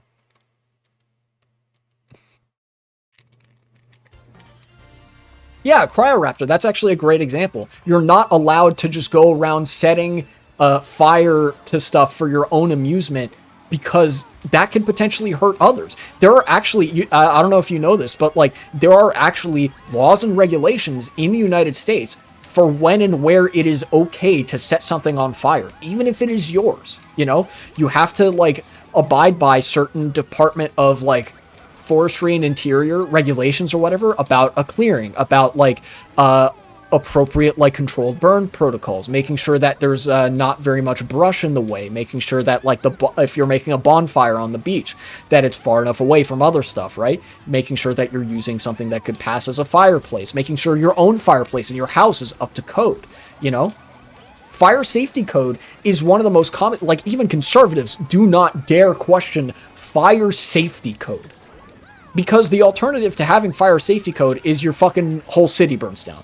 That's what happens. And we've seen this happen throughout history. In Canada and the United States, the industrializing period of the mid to late 19th century and even the early 20th is defined by a lack of fire regulation, resulting in entire cities burning to the ground. In America, the most famous example of this outside of the recent LA fire was probably the Great Chicago Fire of 1870, where the entire downtown area of Chicago burned down, resulting in thousands of casualties. There are entire laws written about this that are some of the like most fucking common sense and like most like steelman laws that you could ever conceive of, right? Like nobody in their right mind would question that and be like, do we really need fire regulations? Vaccines are kind of similar, you know? Without vaccine, like if you don't have a public health department that is upholding these like vaccine recommendations and like ensuring that people get their shots and allowing public places to be like, yeah, you know, we reserve the right to refuse you entry if you haven't like had your shots. Like if you're working in a government workplace or something like that, right? The alternative, if you don't have those guardrails, everybody just fucking gets the measles and dies. Like, sorry, that's it. That's what happens. You get the fucking plague of Justinian or the plague of Marcus Aurelius. Except this time, it's not a matter of you not being able to combat it, but rather a matter of you not being willing to combat it.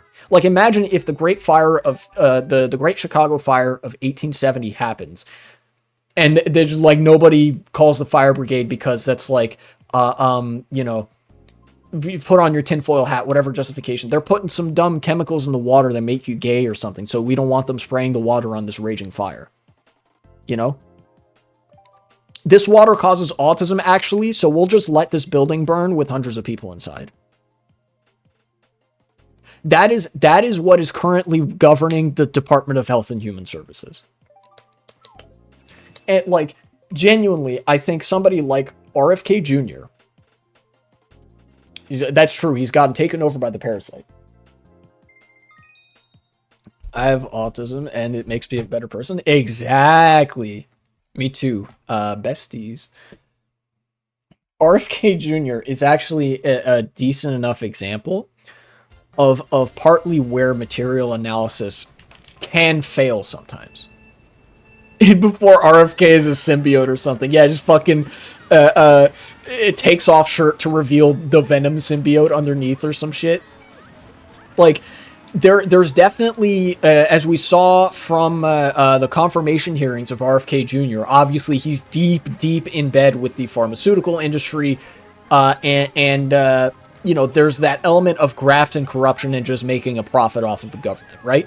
That's there. But at the same time, I think that alone is not enough to fuel as bad of decision making as RFK Jr. has been doing and has been complicit in, right? Like, this is the administration that's been defunding medical research left, right, and center, right? Cancer research is getting defunded under this government, for shit's sake. And RFK Jr. has been like, yes, yes, chef. Cook that shit, chef. You know, he's been all on board. Not to mention what I already talked about with him directing the Department of Health and Human Services to remove the vaccine recommendations from its website. Like, I think he's genuinely just burning the country down for some bullshit anti-vax soccer mom logic. You know, like there's so much of this that genuinely goes beyond the level of being for profit and is genuinely just about him burning it all down because he's like a eugenicist, right? Like, he's all about the aesthetics of health. He talks a lot about healthy people and chronic sickness. His issue isn't with chronic sickness, it's with the chronically sick. You know? You guys ever hear him talk about that? Where he's literally talking about, like, if you buy soda or, like, eat candy. Did you just dodge that blue shell? Yes, I had a mushroom. If you buy soda or candy or whatever, you shouldn't be allowed to receive government benefits on food stamps. And then recently, okay, there's another one. Said, like, you know, anybody who has any bad habits actually shouldn't be getting government assistance.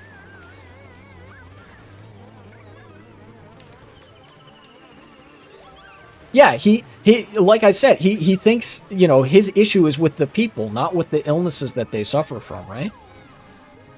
And so I think that this is like that ideology, the eugenicism that RFK Jr. Is expressing and using to wreak havoc on the nation's health infrastructure is what is informing, like, that ideology goes beyond just profiteering and graft and corruption. That is like, he is genuinely insane enough to burn this country down for the sake of like finding the Ubermensch among the dead bodies. You know? We're gonna have an AIDS crisis 10 times tougher. Oh yeah. Oh yeah. Yes. It's gonna get real bad. There are diseases that were declared eradicated in the 20th century. At the tail end of the 20th century, we were eradicating diseases. That's what vaccines enabled us to do. Diseases, there were some chronic diseases that were literally no more. Polio was eradicated in the 1950s. My grandmother was alive for that. She told me stories about waiting in line several blocks long, lining up to get the polio vaccine.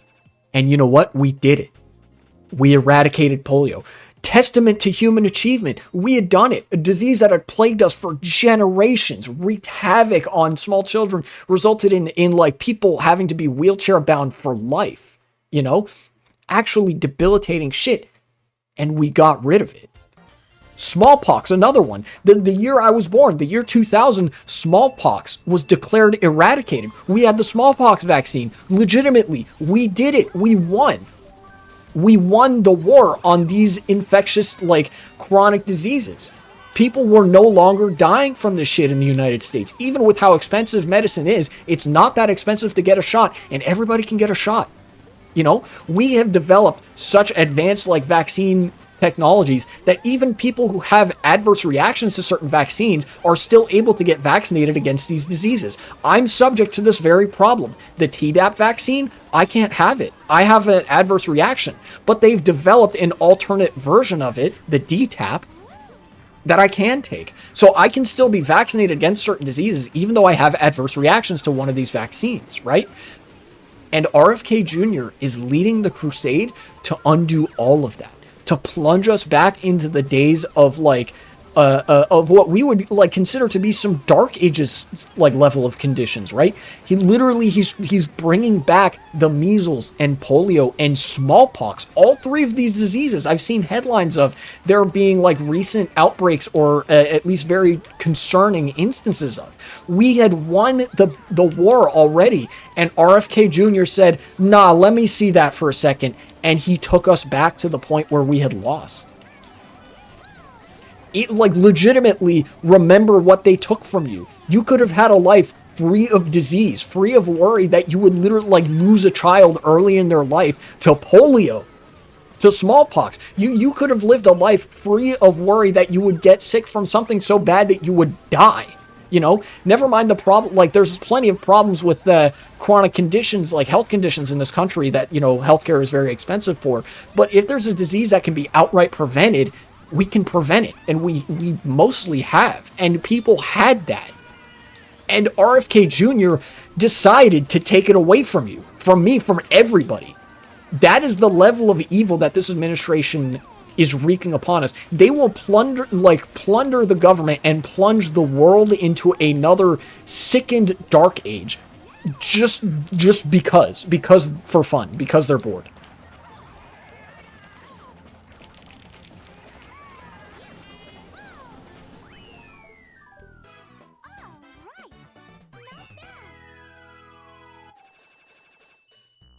Yes, bro, the boss. You're absolutely right. Any of this was only possible because we live in a world where, like, vaccines have been around long enough that people don't remember the world before them. We're like, in a sense, we're victims of our own success. People today do not remember the world before vaccines existed.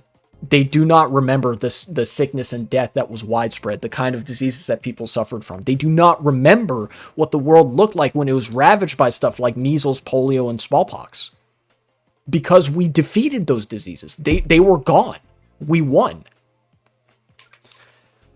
But the moment some crazy fucking conspiracy theorist with a tinfoil hat walked into the room, we opened that can of worms again. And now one such conspiracy theorist is running the government. And we're about to find out real quick what that world looks like. A world ravaged by disease and death that could have been prevented.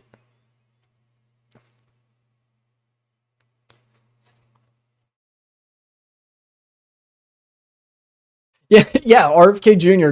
during the Black Death. Oh, well, healthy people don't die of bubonic plague, so it's fine. Smile. Smiley face. You know? Yeah. And I know, like, I'm like, uncharacteristically dramatic about that. You know? But I've been sick before. I've been pretty damn sick a couple of times. When I was young, my parents have told me stories about how there were times when I was so sick they were worried that I could die because it was like catching some childhood ailments and stuff like that kids are especially vulnerable to. But that was under circumstances where I had my shots. There were a number of things that I didn't get because I had been vaccinated against them, right? You know? Imagine a world where you just, like, I don't know, fucking RFK Jr. gets his way and we're now like arresting health providers that provide these vaccines or some shit. You know? Like, that would truly be like we've snatched defeat from the jaws of victory. You know? Like, I care about this shit. I don't like getting sick. Nobody does. And what I like even less is being in a world ravaged by sickness. The concept of that. And like, having to deal with, like, man, at any point, when you're otherwise, like, in the prime of your life, you could just get measles and fucking perish, you know? And RFK Jr. is trying to take us back to that. When the fascists said return with a V, they meant return to smallpox.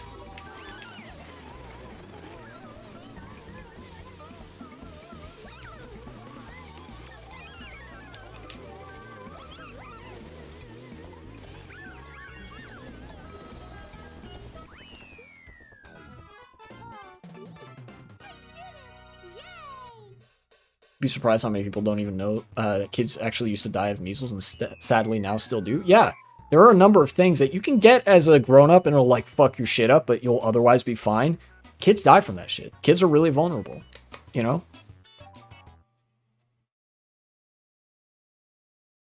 Yeah, that is probably like why Omni-Man in Invincible, you know, soy moment, I refer to the superhero show that I like. Thank you.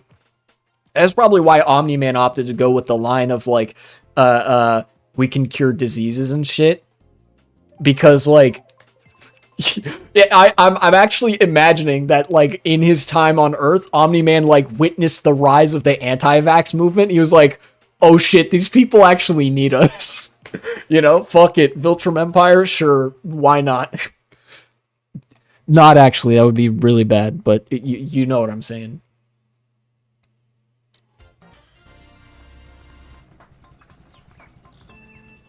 Before the vaccine, over 1 million kids died of measles annually. Jesus, that's grim. But yeah, you know, that's vaccines are one of the reasons that child mortality rates particularly have plummeted to such low numbers. You know, like I said, measles can fuck your shit up as an adult. Imagine what it does to kids. Oh, wait, really? Measles is actually worse for adults. I didn't know that.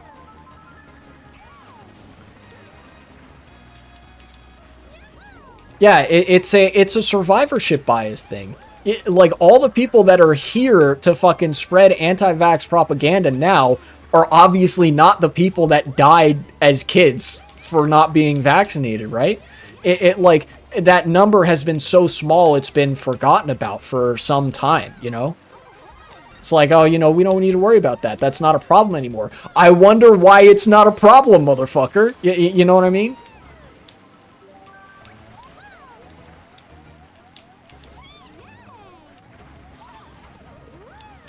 Can you imagine Omni-Man talking to an anti-vaxxer? Yes, and he wouldn't have the patience for it, and I would not blame him. Like in the, I would be like, you know what, you fucking fine by me, Bucko. You don't gotta like say less.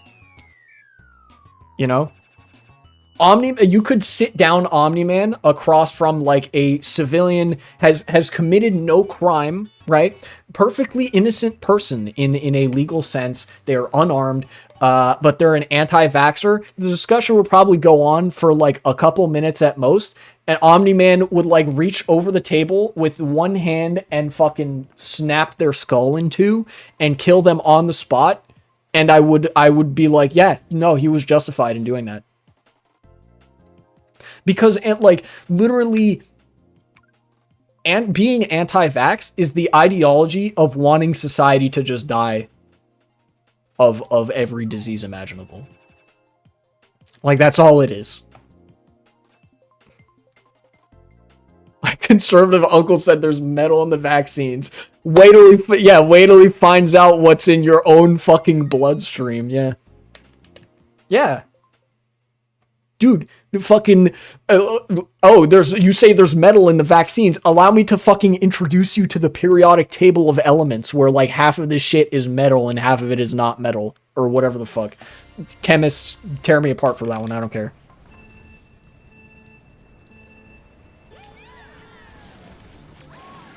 And, like, not just talking about the iron in your blood, either. Like, fucking magnesium and zinc or whatever the fuck. There's plenty of shit in your body that's metal, you know?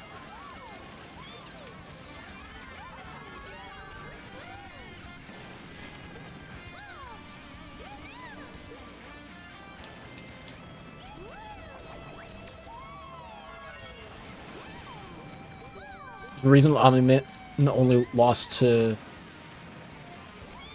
What?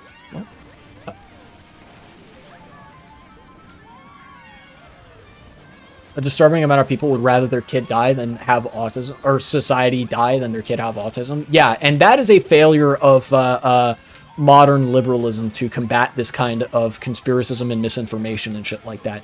Legitimately, I feel like at this stage, you would legitimately be justified in arresting every single parent that holds anti-vax beliefs.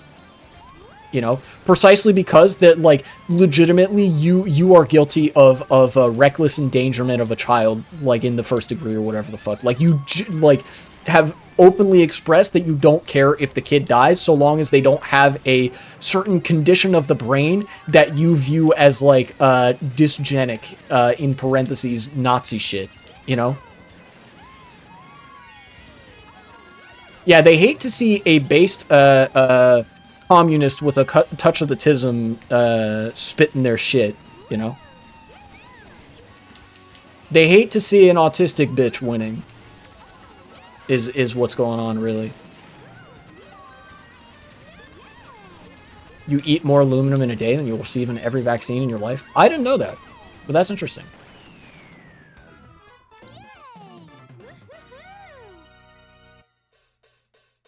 There are people that probably killed their children once they realized they were gay. Yeah. Yeah.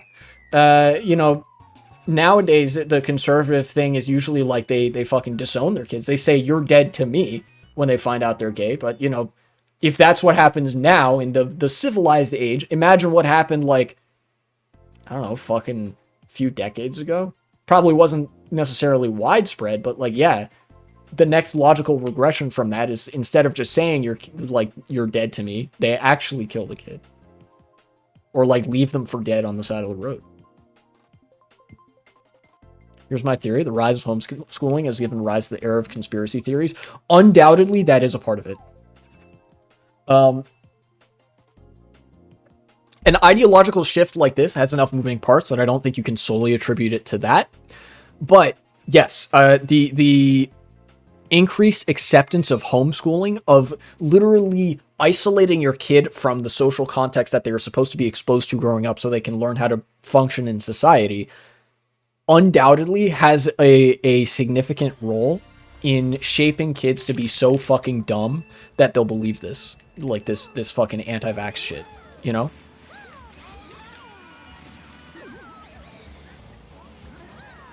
So, you know, not a bad theory. Not even, you know, not a bad theory at all. And of course, this is contributed to by the conservative hatred for public education and shit like that, and other overall like trends of atomization that you could attribute to any number of things. But yeah, at the end of the day, like homeschooling and the rise in conspiratorial like anti-vax sentiment and other modes of like peasant brain are inseparable. They go hand in hand, you know?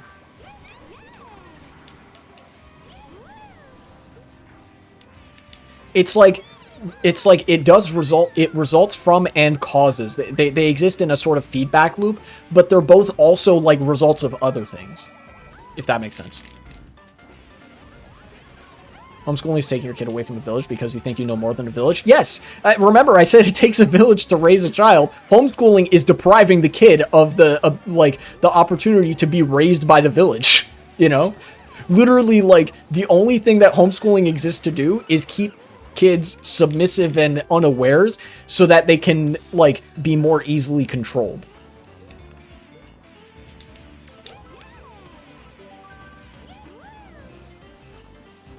After this, I'm gonna look at some queer furry art, wholesome stuff to make me less depressed. That's the spirit.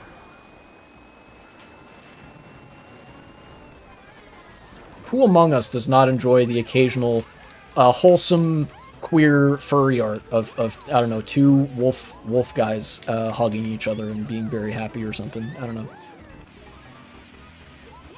Y2K seal of approval. Furry haters in shambles, probably. I don't know. I'm kind of over the furry hate. It was a thing in like, well, I say I'm over the furry hate as I'm openly fucking like praising furry art. Like, yeah, no shit.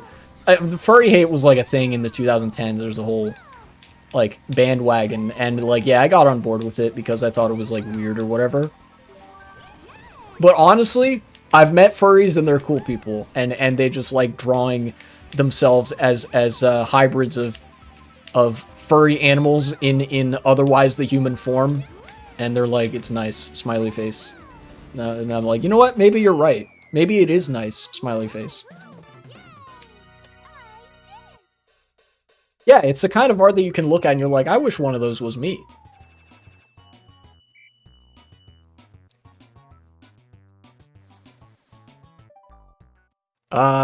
Future me, find somewhere in there to cut the segment. This was originally about RFK Jr., and now here I am talking about furry art. The point is that RFK Jr. is, like, unfathomably evil, and because of him and the, like, the fucking fascist direction of the government, there are infectious diseases that are coming back that were once declared eradicated, and it's gonna fucking destroy society. And that's part of the irrationality of fascism, is that it does shit like this, and which will inevitably destroy society. Great, thank you.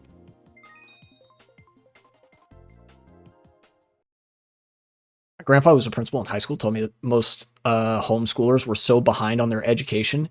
Yeah, that's a pretty consistent thing I hear about kids who are homeschooled trying to integrate into a public or even private school environment, you know, where they're interacting with other kids and adults, is that they are really behind on their education because some of their parents just don't think certain things are important.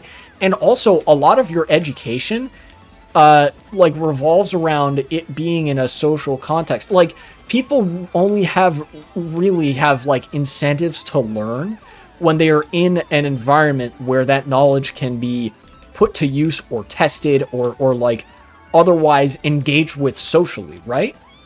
Like, if it's just you sitting in a room, you don't really have reason to learn stuff other than to keep you from getting bored, right? But and there's a number of things that lead to that not being a very good environment to learn and remember stuff as well, you know? And yeah, there's a distinct lack of curriculum and regulation surrounding homeschooling, by design, of course. Oh, and so a lot of times they're also just behind on the shit that is like standard, you know?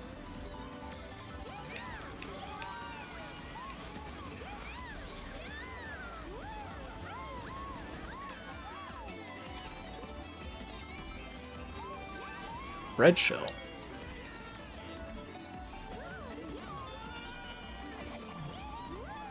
You know, and as much as we rightly dog on people who were homeschooled for being dumb, it's important also to understand that like part of the reason that we hate it so much is that like they're victims. They're victims of their parents. You know? And of course, that doesn't mean they should be absolved from the ways in which that homeschool kids go on to potentially victimize others through fucking, getting to a position of power potentially, or advocating for more homeschooling or some shit like that if that ends up happening. But, Republicans like their victims. Oh yeah, they love the victims. They love the uneducated, especially when they're children. They love uneducated, easily victimizable children, and that is a very unique way for me to get fucked up.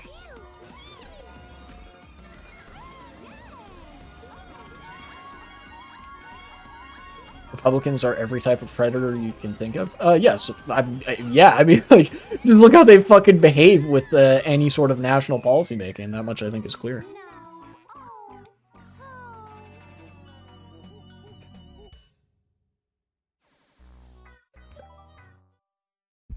Legitimately, I don't think homeschooling should be allowed. That might, like, sometimes there comes an issue where I think that, like, you could genuinely justify just bringing down the ban hammer, be like, all right, nope, no more of this shit, and then just start enforcing it without any, like, alternative channels to, like, try to massage the issue, in a sociological sense. This is one of those times, right? We already have an education system. As shit as it may be, and as much as it does need to be fixed and addressed and like, improved, we have an education system. There is a mechanism by which kids can go to an institution of public learning and engage with other kids and teachers and learn about how social structures and society works. They can learn in every, sort of facet of life. You should not have the right to take that away from a kid. Legitimately.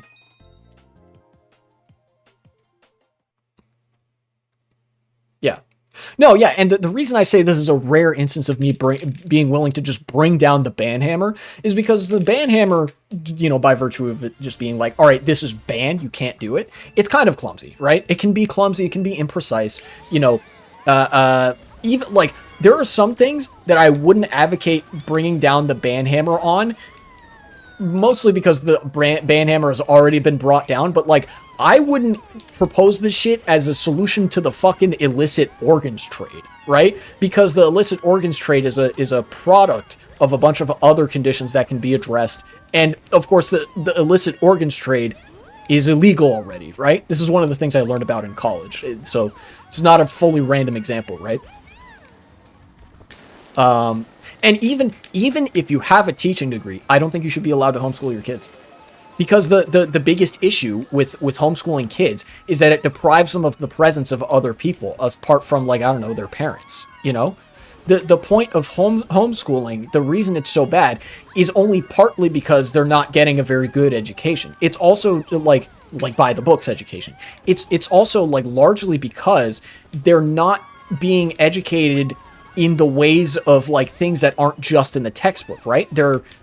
They're not learning to be functional human beings. They're isolated. They're at home with with their parents and not other kids their age,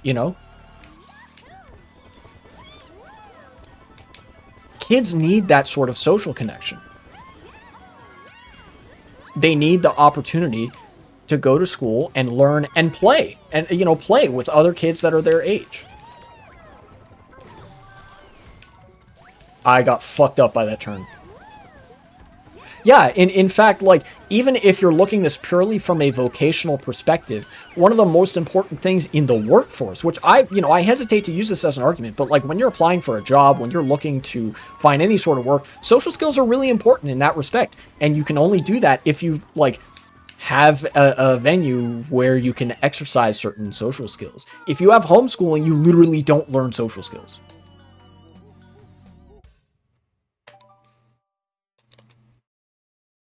That ramp looks like it's designed to screw you over. Yeah, it wasn't always like that, but that ramp particularly is pretty damn nasty.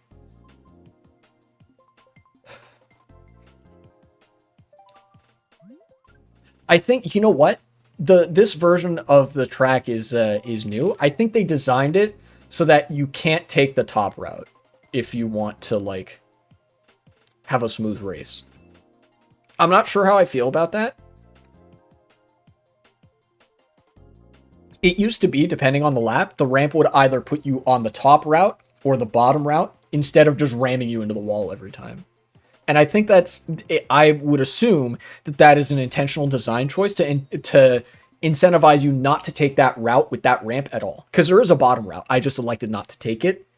Because conventional wisdom for the older version and for Mario Kart 8 Deluxe is that top route is a little bit faster. So maybe that's why they did that. I'll have to remember that for the future if that track ever gets picked again. But not this time, because it's probably going to be my last race. At this point, why don't you just remove it? Well, it's a Nintendo track. It's a Nintendo design, right? It's part of the original track, so it's got to be there. You know?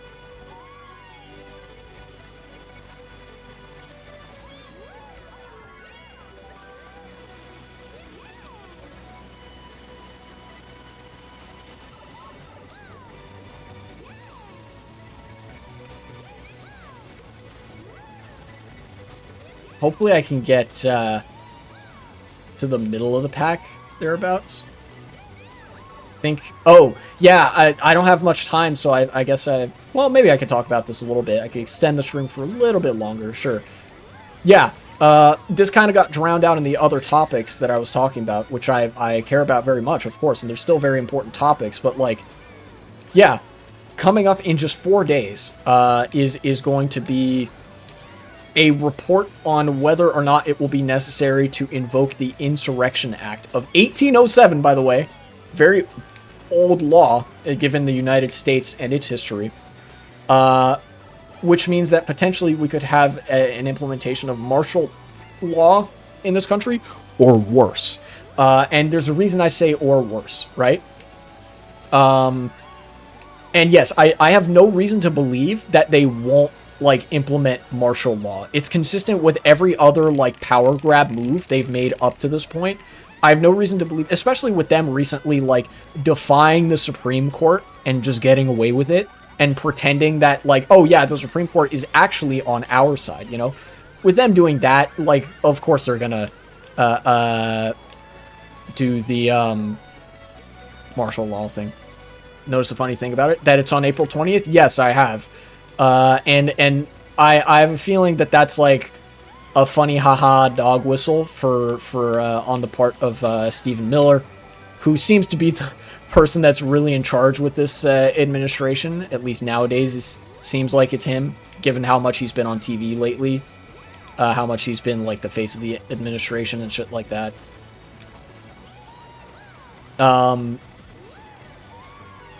For those not cued in, April 20th, in addition to being the haha funny weed day, and also being a clean 90 days from the start of the administration, it's also Hitler's birthday.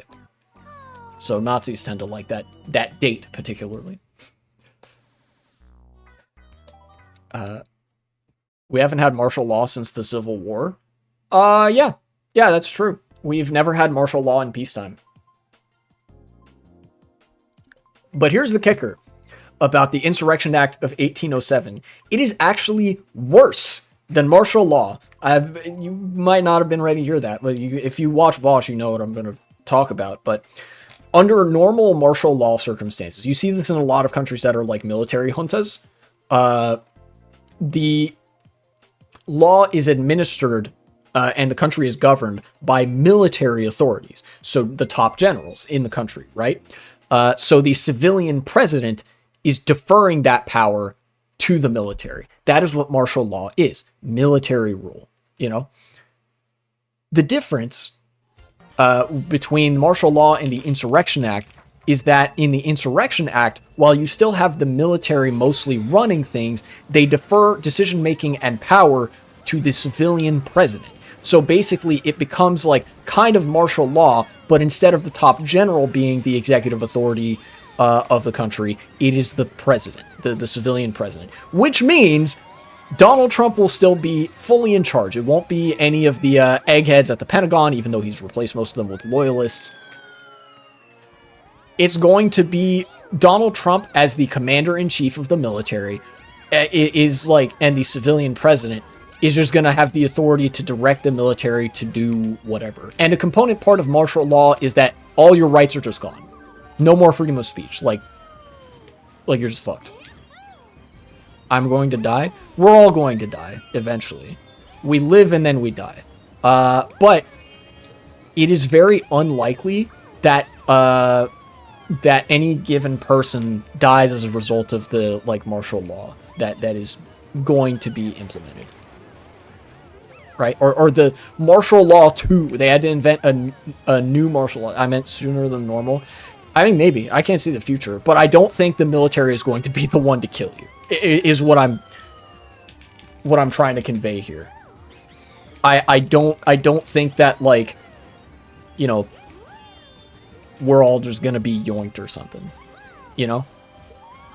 Because like I said earlier, the fucking government still needs to have the consent or assent of the governed. And if you're fucking yoinking people left and right, number one, you can't, like, maintain that for very long. You can't maintain the consent of the government for very long.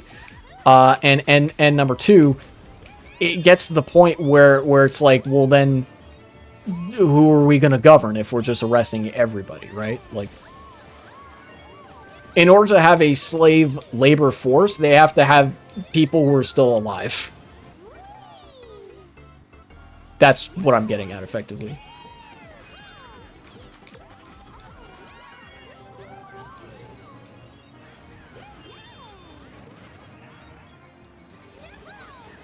Someone needs to do it? Yes. And by it, I mean, praise Jesus. Teehee.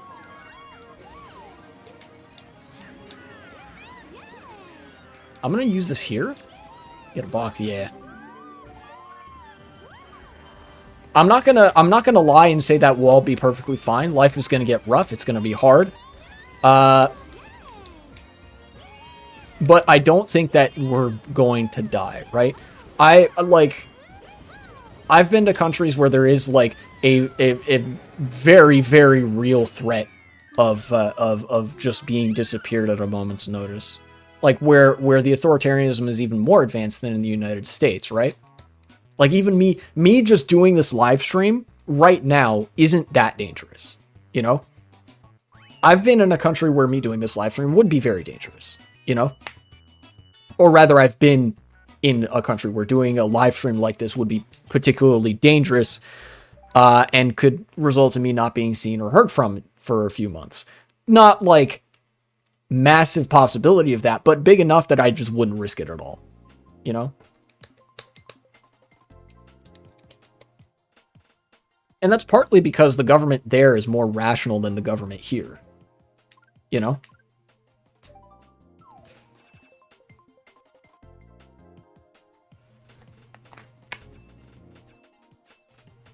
Look, just eat your rice and beans and, like, I don't know, form your tenants union or something, all right? And make sure you have friends. If you're going to a social event or you're going to a protest or something like that, make sure you go with friends. If you're concerned about like the rapid encroachment of authoritarianism on what few rights you have left, if you even have any, make sure that you're not going somewhere alone, because if you're alone, it's very easy for them to detain you and just hold you forever. But if you have friends and if there's somebody filming them, they could be afraid to pick you and your friends off because it would require arresting more people. That's more hassle and more paperwork, even if it's sham paperwork, and it means that the video could potentially be found online and public backlash would ensue, which they don't really want. Right? So if you know how to survive in this kind of climate, you will be fine.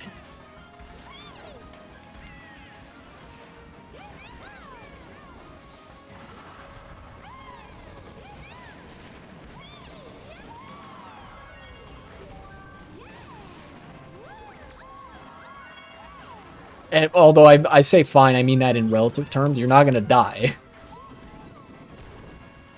You might be living in a van down by the river. Fuck. My voice is getting blown out. You might be living in a van down by the river. But if otherwise, you'll be fine. Shout out to anybody that knows that sketch.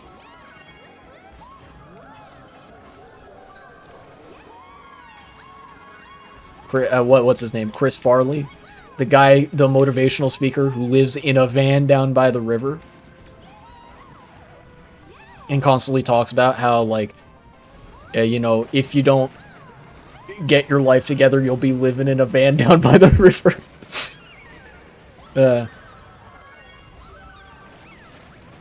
Fuck it, what am I yapping about? I'm just gonna finish this race and then I'll be done with stream for today.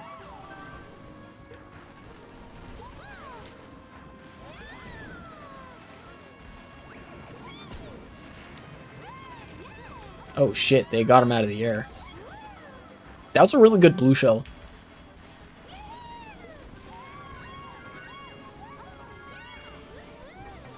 I'm gonna throw this back here so I can, yeah. I got the good landing 3 times out of 3. That's actually really rare for me on this track. I have to take this wide. I didn't want to hit those green shells. Somebody's going to hit one of those. Yep. I saw it on the mini-map.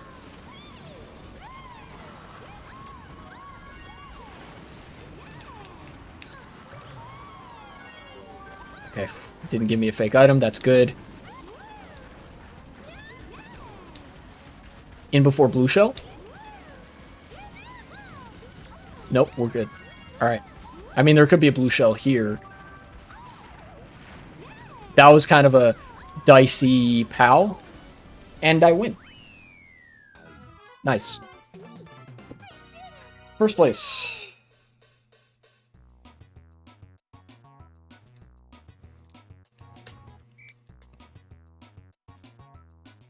Now I just need to remember to hit the quit game button instead of the next race button. Yay, number go up, smiley face.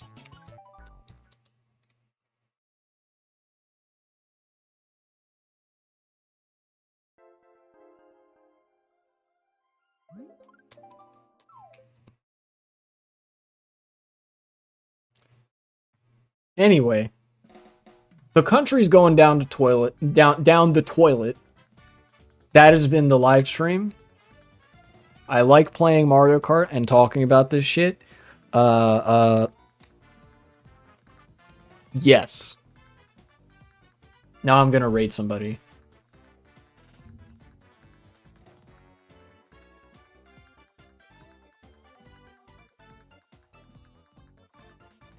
We got Azan, we got Cody, got Plup.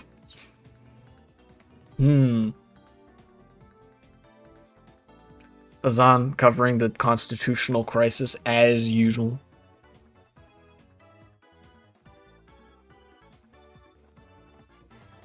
Thank you, very cool.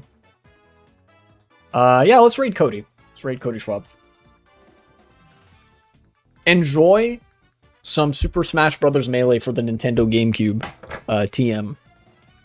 I believe it looks like, yeah, he's still using the box, not hitbox, a box controller for Melee. So watch the streamer guy suffer is what I'm saying. Anyways, I'll see you next time.